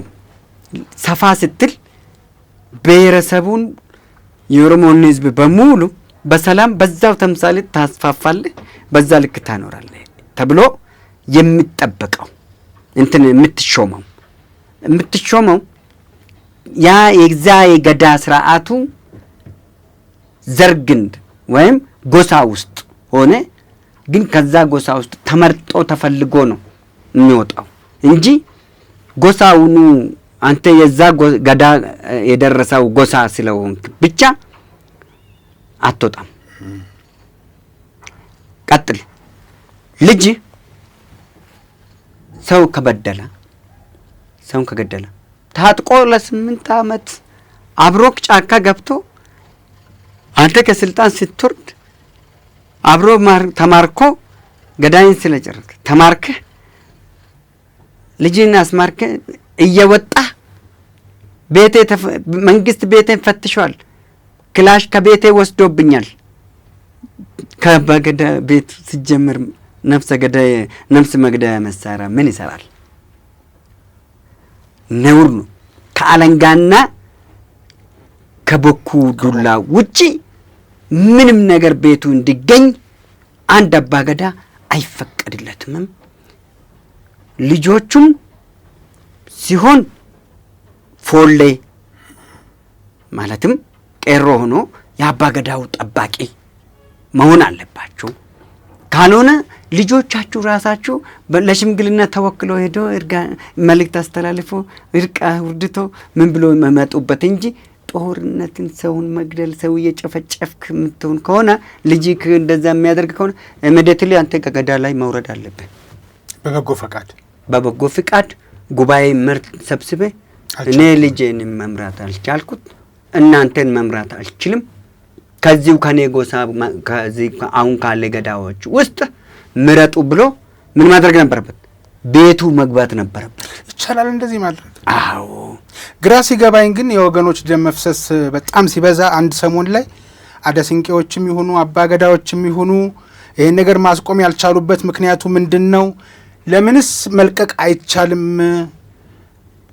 ማስተዳደር ካልተቻለ የሚፈስ የንጹሃንን ደም ማስቆም ካልተቻለ እንዴት ሁልጊዜ ለቅሶ ደራሽ ሆነው ይቀመጣሉ ብዬ ብል የጠይቋቸው ሰው አባገዳ አንዴ ከተሆነና 8 ዓመት ካላለቀ ስለማይወርድ ነው አሉ። አባገዳ በተስፋ ቆርጬ ነው። ሲተት ይሄ ገዳ አመሰግናለሁ። በየትኛውም ገዳ ውስጥ ጀጅ አድርገኝ ይምጣ ዲቬት አድርገኝ።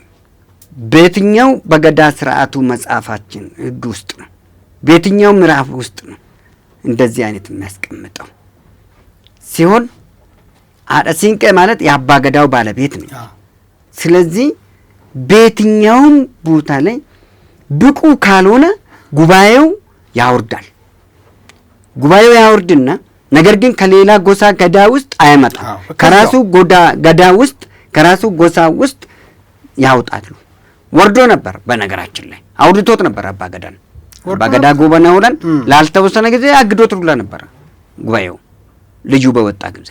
ነገር ግን 2-3 ልጄን ገደሉብኝ ልጄን በሉብኝ ብሎም ደግሞ መግለጫ አወጡ። ቢቢሲ ላይ እንደዛ ጠይቋቸው አባትየው ልጄን በላብኝ መንግስት ብሎ ተናገረ።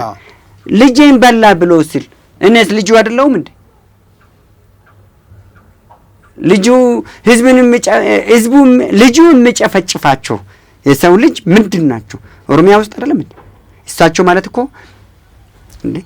ማለት እኮ በክብር ፕሬዝዳንቱ በኦሮሚያ ክልላዊ ፕሬዝዳንት ከሽመልስ አብዲሳ እኩል እኮ ነው ስልጣኑ።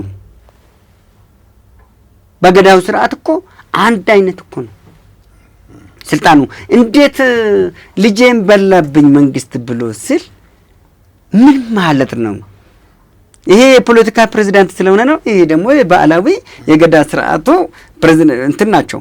እኔ አሁን ፕሬዚዳንት ነኝ። ለምሳሌ ማህበሩ የጨፌ ወጣቶች 15400 አባል ፕሬዚዳንት ነኝ፣ ሰብሳቢ ነኝ። ለኔ ሁሉም አባላቶቼ በሙሉ ለኔ እኩል ናቸው፣ ልጆቼ ናቸው። እኔ አንዱን አባል ከአንዱ ነጥዬ ከበደልኩት ኢሚዲየትሊ መተቸት አለብኝ ወይ መውረድ አለብኝ። ትክክል አይደለም፣ አግባብም አይደለም። ስለዚህ የማይባል ነገር ነው የሚሉት። ተመልሰን በዚህ ጉዳይ ላይ በጣም እንጫወታለን። ምክንያቱም ታሪኩን መታወቅም ስላለበት ሞጋችም እንግዲህ ከታች ያሉት ፎሌም የሚሆኑት ደበሌም የሚሆኑት ከታች የሚመጡት ደበሌ የሚሆኑት ይሄን ነገር አለማወቅ ሊሆን ስለሚችል እየተከራከሩበትም ማወቅ ስላለባቸው እናጠቃላት ወሰኝ መፍትሄው ባጭሩ የሚነግሩኝ መፍትሄው እንግዲህ መደማመጥ መከባበር የሚለውን አንድ ይዘናል። እስካሁን ድረስ ከነበረው ላለ መቻቻል የለበትም። እኔ በመቻቻል አላምንም። መቻቻል ከማይስማሙኝ ቋንቋዎች አንደኛው እሱ ነው። መቻቻል እኮ ሆን ብዬ ፈቅጄ ነው። የእርስዎን አመል የምችለው ሆን ብዬ ፈቅጄ ነው። ሆን ብለን ሳንፈቅድ እኮ ተስማምተን እኮ ነው የምንኖረው እኮ። ያ መስማማትን ውስጡ ያለ ውዴታ በግዴታ ልዩነት እንዳለ ተደርጎ ሲያለማምዱን መጡና በየአደባባዩ ላይ የካህንና የሙስሊም ኮፍያ ያደረጉ ቆብ ያደረጉ ሰዎች ምስል እያደረጉ ያለ መግባባት ነበር መሀላቸው። አሁን ግን ተቻቻሉ የሚል ውስጣችን ሲከቱ ኖሩና ነው። ከዛ ወዲያም በፊትም ሲሰሩ ነበር። ከዛ በኋላም ስራቸውን የሚሰሩት ተስማምተን እንጂ ተቻችለንም አናውቅም። ተግባብተን የዛኛውንም ችየለት ተስማምቶኝ እኔም የሱ ተስማምቶት ነው እንጂ አይ ልቻለው ይሻለኝ ተባብለን አይደለና እኔም በዚህ ቋንቋ የሚከራከረኝም ባገኝም እከራከራለሁ። አልስማማም። አኗኗራችንም እሱን አይገልጽምና እና ምን ለማለት ፈልጌ ነው። ከዚህ ሁሉ ሲያልፍ ደግሞ የሃይማኖትም አባቶች አሉ፣ ፈሪሃ ፈጣሪም አለ እና መጥፎ ማድረግ አንዳንዴ መግደል ሊሰለቻል ይባል ነበር ድሮ። ይደክማል መሰለኝ ክላሽ 10 ጊዜ እንደዚህ ማድረግ። ግን አሁን ያሉት ገዳዮች ደግሞ አልሰለቻሉ አልደክም አሉና ግን ማን ሀይ በለን መፍትሄው ባጭሩ ምን ይመስላል? ባጭሩ። ሁለተኛ ግን በመውጫ ጥያቄ የማደርግልዎት እንዲሁም ሞታችን በስቷል፣ እርስዎ ደግሞ የመቃብር ቦታ እያዘጋጁ ነውና 22 ካሬውን የጠየቁትን ቦታ ወይም ፕሮፖዝ ያደረጉትን አገኙ ወይ? እውነት ያን ያክል ብር አስከፍለው ሊቀብሩን ነው ወይ? ፕሮፖዛል ማቅረብ ካለብን የነጻ አገልግሎትም ካለው ለማስገባት እንዲመች ይሄኛው ትንሽ እኮ ነው። ትንሽ እኮ እርግጥ 115 120 ሺህ ነው ፉካ የቤተ ክርስቲያን ነው። አይ 170 ሺህ ማለት ትንሽ ነው። በነገራችን ላይ እርስዎ ሊያስከፍሉ ያሰቡ እኔ አሁን የሚያስከፍለው ትንሽ ነች፣ በጣም ትንሽ ነው ከሚሰጥህ ፓኬጅ አንፃር። ምን አለው ፓኬጅ? ግፋቢል ንፍሮ ወይስ እንኳን አይደለም ንፍሮ ምናምንም ብትፈልግ አዘጋጅ፣ ባትፈልግ አታዘጋጅ። የመጣው ነው የሚበላው። አዎ ሲጀመር ማለት ነው። ሲቀጥል 170 ሺህ ብር ስትከፍል እኔ የሚሰጥህን ፓኬጅ ነው ማየት ያለብህ። ፉካ 150 ሺህ 250 ሺህ 500 ሺህ የገባበት ሁኔታ አለ። ካትራጅ በጅምላ ይዘውልህ ስለሚሄዱ አሁን ቪአይፒ አሁን ልጀምር ነው። ቪአይፒም አለው የኔ እኮ ትከፍላለህ። በሊዝ ለአመት መከራየት ትችላለህ። ከዛው ከቤተክርስቲያኑ እርሶ ይገዛሉ። ከዛው ከቤተክርስቲያኑ እርሶ ይገዛሉ አይደለም። እኔ ጋር እዛው 22 ካሬ እኔ 22 ሄክታሩ ውስጥ እንደ እምነቱ እንዴት ያደርጉታል? የተለያየ እምነት አማኞች ናቸው። እጠብቅለታለሁ። እዚህ ጋር የኦርቶዶክስ ተዋህዶን እዚህ ጋር የሌላ እምነት ተከታዩን እያደረጉ ነው ወይንስ ይሸነሸናል በየሃይማኖቱ? አይደለም በየሃይማኖቱ። እስኪ ተመልከተ ኢዮብ፣ አሁን እኮ ትልቅ ችግር የፈጠረብን ምንድነው ታውቃለህ? በህይወት እያለ አንተ ያንተ ብሔር አለክ፣ እኔ ብሔር አለኝ። ሳንፈልግ የመጣንበት ሳንመርጠው። አዎ ብሔር አለ፣ ብሔር አለኝ፣ ሃይማኖት አለኝ፣ ሃይማኖት አለክ። በብሔራችን ክልል ኖሮን በሃይማኖታችን ክልል ኖሮን በእምነታችን ክልል ኖሮን ስንሞት ደግሞ ለግብአተ መሬት እንኳን ለአስከሬናችንም ክልል ኖሮን ታዲያ መንግስተ ሰማያት እንዴት ይገባል?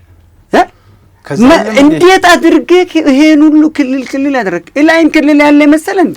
በእምነቱ የመጣው ሰው እንደዛ ነው የሚለው። እምነት አይደለም አየ እምነት አይደለም እኮ እሱ ሃይማኖት ነው። ሃይማኖት ያለ እኮ ሃይማኖት ያለ አንተ በህይወት እያለክ ነው ይላል። በወዲያኛውም ዓለም ትንሣኤ ያለው የለም።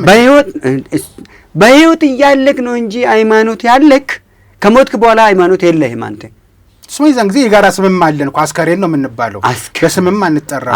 አዎ ስለዚህ ስለምንድን ነው አሁን ከሞትክ በኋላ ክልል እዛ ጋ የእስላም መቃብር፣ እዛ ጋ የኦርቶዶክስ መቃብር፣ እዛ ጋ የፕሮቴስታንት መቃብር ፈቃደኛ የሆነ እንደሱ ይቀበርሎታል። እንደው ግን አብዛኛው የሃይማኖት ሰው ስለሆነ ገበያ ይኖሮታል። ትልቁ ነገር እኔ የሚፈቅደው ወዶ አይመጣም። አንተ ሱቅ ክፈት እንጂ ሱቅ ከከፈትክ ማንኛውንም ሸቀጣ ሸቀጥ ካቀረብክ ገበያው አንተ ኑና መጥተህ ካልገዛኝ ብለህ ነው እንደ መጥቶ የሚገዛህ አይደለም። ለራሱ ሲል ነው የመጣ የሚገዛው። የቸገረው የፈለገው ነው መጥቶ የሚገዛ። እኛ ጋር የግድ ጨፌ ዘላቂ ማረፊያ ይመጣል። አሁን ጀምሬያለሁ። ገብቶሃል አይደለ? ለምን ብለህ ብትለኝ ፉካ ስትወስድ ፉካ ማለት እንደዚህ ቀዳዳ ያለው ነው አይደል? እዚህ ጋር ትገባለህ። አፈር ነህና ወደ አፈር ትመለሳለህ ተብሎ ነው የተጻፈልህ። ስለምንድን ነው ፉካ ብለህ እዛ ግንብ ውስጥ አሸዋ የአፈር ውጤት ነው። የግድ ግንብ ውስጥ ነው እንደ መሆን አለብህ። አሸዋ የአፈር ውጤት አይደለም። ቤተ ክርስቲያን በአለት ላይ ነው የምትገነባው ወይስ በአሸዋ ላይ ነው የሚገነባው? አሸዋ እኮ ጎርፍ ይዞት የሚሄድ ነው። እንዴት አለቴ ላይ ነው ቤቴን የምትሰራው ነው ያለው እንጂ ለሐዋራቶች ፈጣሪም ግንብ ውስጥ ታኖራለህ። በፍጹም አልበዛም። እንዲያውም ይጨምራል አልኩህ እኮ ይጨምራል። አሁን ምንድን ነው ፓኬጅ ከሚሉት አንደኛው ፓኬጅ ሳጥን አቀርብላለሁ። ደረጃውን የጠበቀ ነው። ምንም አንተ ትንሹ ነገር አስክሬን መያዣ ከደል የሚፈልገው ሳጥን አቀርብላለሁ። ደረጃ የጠበቀ ነው። በጣም ኳሊቲ ያለው መስታወት ያለው የምትገነዝበት መገነዛው ጨርቁ አቡየዴ አላደርግም። ዚብ ያለው ሲፈለግ ቤተሰብ መጥቶ የምትታይበት አለ። በሻማ መልክ አለ። አቡየዴማ ይበጣጠሳል ሲቆይ። ይሄ የኛ የማይበጣጠስ ነው። የተስተካከለ ጥራት ያለው የተዘጋጀ ነው። ቀጥሎ መገነዣ አለ፣ ሳጥን አለ፣ ትራንስፖርት አለ፣ አስክሬንም ተሸካሚ አለ፣ አበባ አለ፣ ትራንስፖርት መኪና ራሱ አለ፣ ሹፌሩ አለ። ከአስክሬን ጋር የሚሄድ እህል ውሃ አለ የለም? እሱ እህል ውሃ ለአንተ ምን ያደርግልሃል? አስክሬን ሞታል አትበል። ፓኬጁ ይሄ እኮ አንድ ሰው ሲቀብሩ እኮ እነዚህ ነገሮች የተሟሉ ናቸው። አይደለም እሱ ቤተ ክርስቲያን እህል ውሃ ሄዶ አያውቅም። እህል ውሃ 10 እንጀራ 5 ሊትር ጠላ ይዞ የሚሄዱት ለካህናቶች እዛ ሰንበቴ ካለ ነው። እዛው ነው ለሰበካ ጉባኤ ተብሎ የሚገባ እንጂ ለህዝብ አይደለም የሚሆነው። ቡራኪ ተብሎ ነው የሚሄደው። ቡራኪ ከሞትክ በኋላ ቡራኪስ ምን ያደርግላል? እሱ የራሳችሁ ጉዳይ ነው። እሱ ስታመጡም እዛ ለሰራተኛ ይበላል፣ ችግር የለውም። ለሰራተኞች እኔ ጋም ያሉት ይበላሉ። በተረፈ ግን ቆፋሪ ጉድጓድ እኔ ካስቆፈርኩልህ፣ ጉድጓድ ካዘጋጀውልህ፣ የጉድጓድ ካላስከፈልኩ ለብቻ ቀባሮች ካላስከፈልኩልህ የሲሚንቶ የምኑ የበኪና የማንዳዳጁ ምኑ ሁሉም ነገሮቹ ሂሳብ ስትሰራ 170 ሺህ ብር ትንሽ ነው። አንድ ሁለተኛ ግራውንድ አለው። ግራውንድ ቪአይፒ ነው።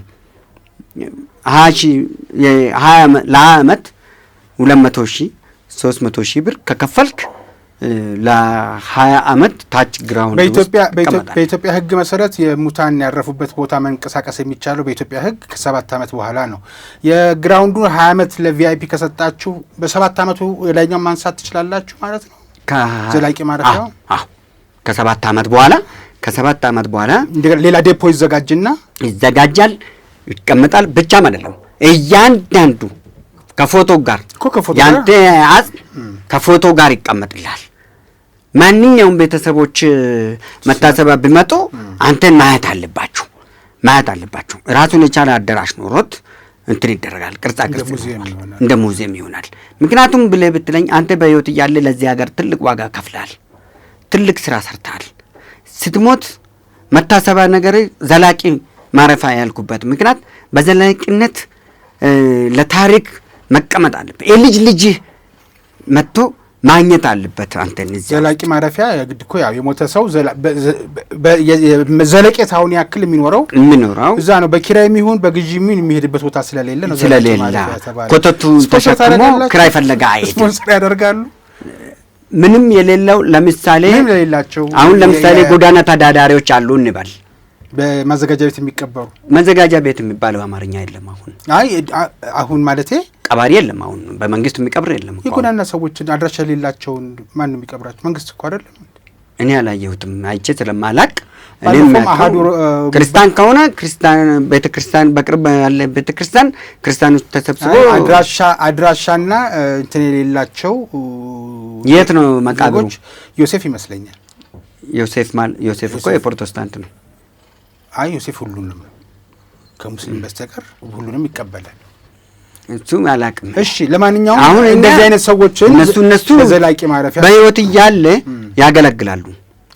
ሰው እንደመሆናቸው ያገለግላሉ። እዛ እኛው ጋር ይሰራሉ፣ ያገኛሉ ክፍያ፣ ደህና ደሞዝ ይከፈላቸዋል። ከደሞዛቸው ላይ እየቆጠቡ ነው የሚኖሩት። ጎዳና ተዳዳሪ ሆኖ ከሞታም እንቀብረዋለን፣ እናነሳዋለን፣ በነፃ እንቀብረዋለን። በመንግስት አስመዝግበን እንደዛ ነው ሶሻል ሬስፖንሲቢሊቲ ብለን እንቀብረዋለን። በዛ ልክ አድርገን እናኖረዋለን። ሌሎቹን በተረፈ ንፍሮ፣ ውሃ፣ ቪአይፒ ትመርጣላችሁ? አዎ ቪአይፒ ለምሳሌ አሁን አንተ ቤተሰቦች ለአንተ ያላቸው እይታ አንተ አታውቅም፣ እነሱ ናቸው እንጂ የሚያውቁት። ያኔ ኢዮብን ባለታሪካችን ነውና ለ20 ዓመት እንውልልን ብሎ ካሉ እንጂ የመንግስት ባለስልጣን ስለሆነ ሀብታም ስለሆነ ምናምን አይደለም። ማንም ሰው ቋሚው እስከፈቀደ ድረስ ቋሚው ስላንተ ቪአይፒ ይቆይልኝ ለዚህ እናክል ብሎ መፈረምና ክፍያ መፈጸም አለበት። ፈርሞ መቼ ትጀምራላችሁ ይሄን ስራ? በቅርብ ወይስ? እንግዲህ መንግስት ነው የማውቀው። መንግስት ፕሮፖዛሉ ጸድቋል። ፕሮፖዛልን አጽድቄያለሁ፣ ጥያቄ አቅርቤያለሁ።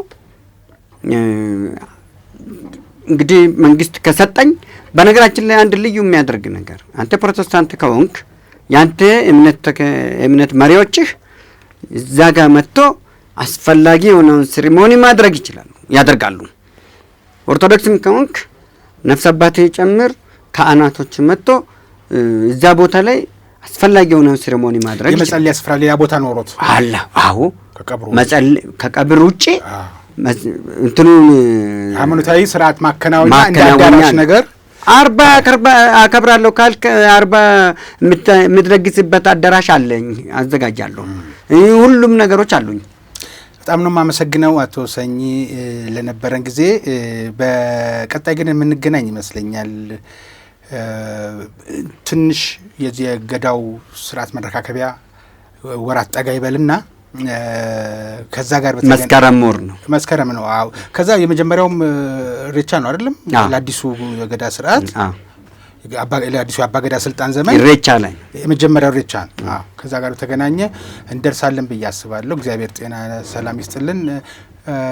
አንድ ደቂቃ የሚሉኝ ነገር ካለ ልፍቀድና እናጠቃለን። አዎ እሺ፣ ለዛሬው አመሰግናለሁ።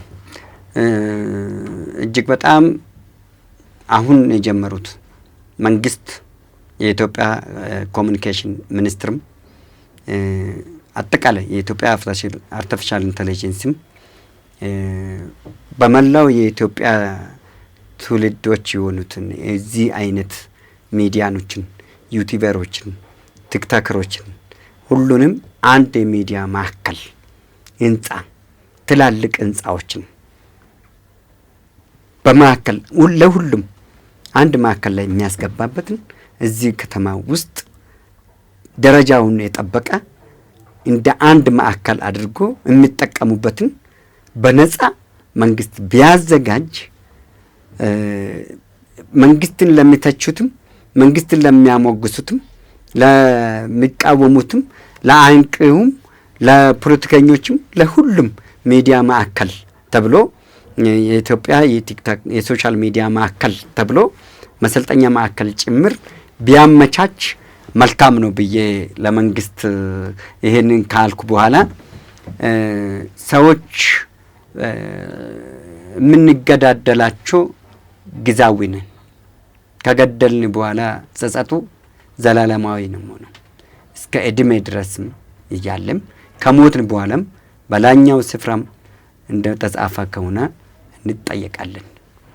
እዚህ ከምትገዳደል፣ እዚህ ከምትወቃቀስ፣ ከምትገፋፋ፣ ከምትበዳደል፣ እዚህ ከምትጠላላ፣ እዚህ አንዱ ተርቦ ሲወርቅ አንተ እዛ ከምትደሰት ከሆነ ያ በዛ የዛኛው ውርቀት ነገ ያንተ ቤት እንደሚገባ አውቄ ሁሉም ሰከን ብሎ ነባራዊ ማንነታችን ነባራዊ ሰው መሆናችንን አስበን በጋራ ብንኖር መኖር ብንችል ብንረጋጋ ብንስማማ የተሻለ ህይወት ዓለም ወደኛ እየመጣችናለች።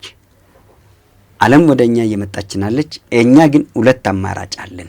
አንድ አማራጭ ቶሎ ብለን ነባሩን ጭቅጭቃችን ጨርሰን ሂሳብ ተወራርዶ አልቋል ይመስለኛል። ማብቃ መኖር አለበት። ጨርሰን አሁን ላይ አንድነትን ፈጥረን መልሰን የቀድሞንም አድሰን ወደፊት ለረጅም ዘመናቶች ለእድሜ ልኮቻችን የምንኖርበት ዘመን መልካም በመስራት ከመንግስት ጋር በመተባበር እጅ ለእጅ በመያዝ በተባበረ ክንድ ጋር ጠላትን በማሸነፍ ዓለምን በስልጣኔ እንጠብቃት። ለመቆየት ከፈለግን ዓለምን በስልጣኔ እንጠብቃት። አንደኛው አማራጭ ነው። ሁለተኛ አማራጭ መጥፋት ከፈለግን ዓለም ስትመጣ እንድትውጠን ከፈለግን በዚሁ በጨለምተኝነት በጭፍን ጥላቻ በመገዳደል በመጨራረስ በመኮሳሰምና በመገፋፈት መቀጠል እንችላለን። ነገር ግን ምርጫው የኛ ነው። የኔ ምርጫ ግን ሁለተኛው ሳይሆን አንደኛው ነው። እናንተም የሁላችሁም ሶሻል ሚዲያ ላይ የምትከታተሉት በሙሉ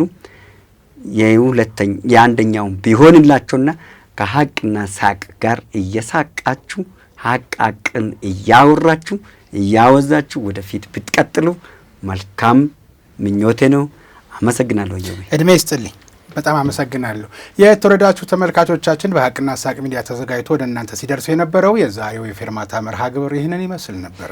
ከእንግዳዬ ጋር ብዙ የምናነሳቸው ነጥቦች እንደነበሩ ጠቃቅሰንላችሁ ነበር። በመግቢያችን ነካካናቸው እንጂ በደንብ አላወጋንባቸውም። ቀሪ ጥያቄዎችም አሉን እኛ የምናነሳቸው አቶ ሰኚ መልስ አድርገው የሚመልሱልን። እንደተለመደው በፌርማታ እንግዳ መርሃ ግብር የሚቀርብ እንግዳ አንዴ ብቻ ሳይሆን ሁለቴም ሶስቴም መመላለሱን ታውቃላችሁና ለአቶ ሰኚ የምናነሳው ጥያቄ ያለ ያላችሁ እንደሆነ በዚህ በአስተያየት መስጫው ላይ ልታስቀምጡልን ትችላላችሁ። ያንን ጥያቄ የእናንተን ይዘን የእኛን ጨምረንበት እሳቸው ጋር ስንለያይም ይሄ ነገር ላይ አንደርላይን ማድረግ ነበረብኝ የሚሉት ካለ እሳቸውም ጨምረው በቀጣይ በሌላ መርሃ ግብር በሌላ ርዕሰ ጉዳይ አድርገን እናገኛቸዋለን። እስከዛው ድረስ ቸር ቆዩልን። ጤና ይስጥልኝ።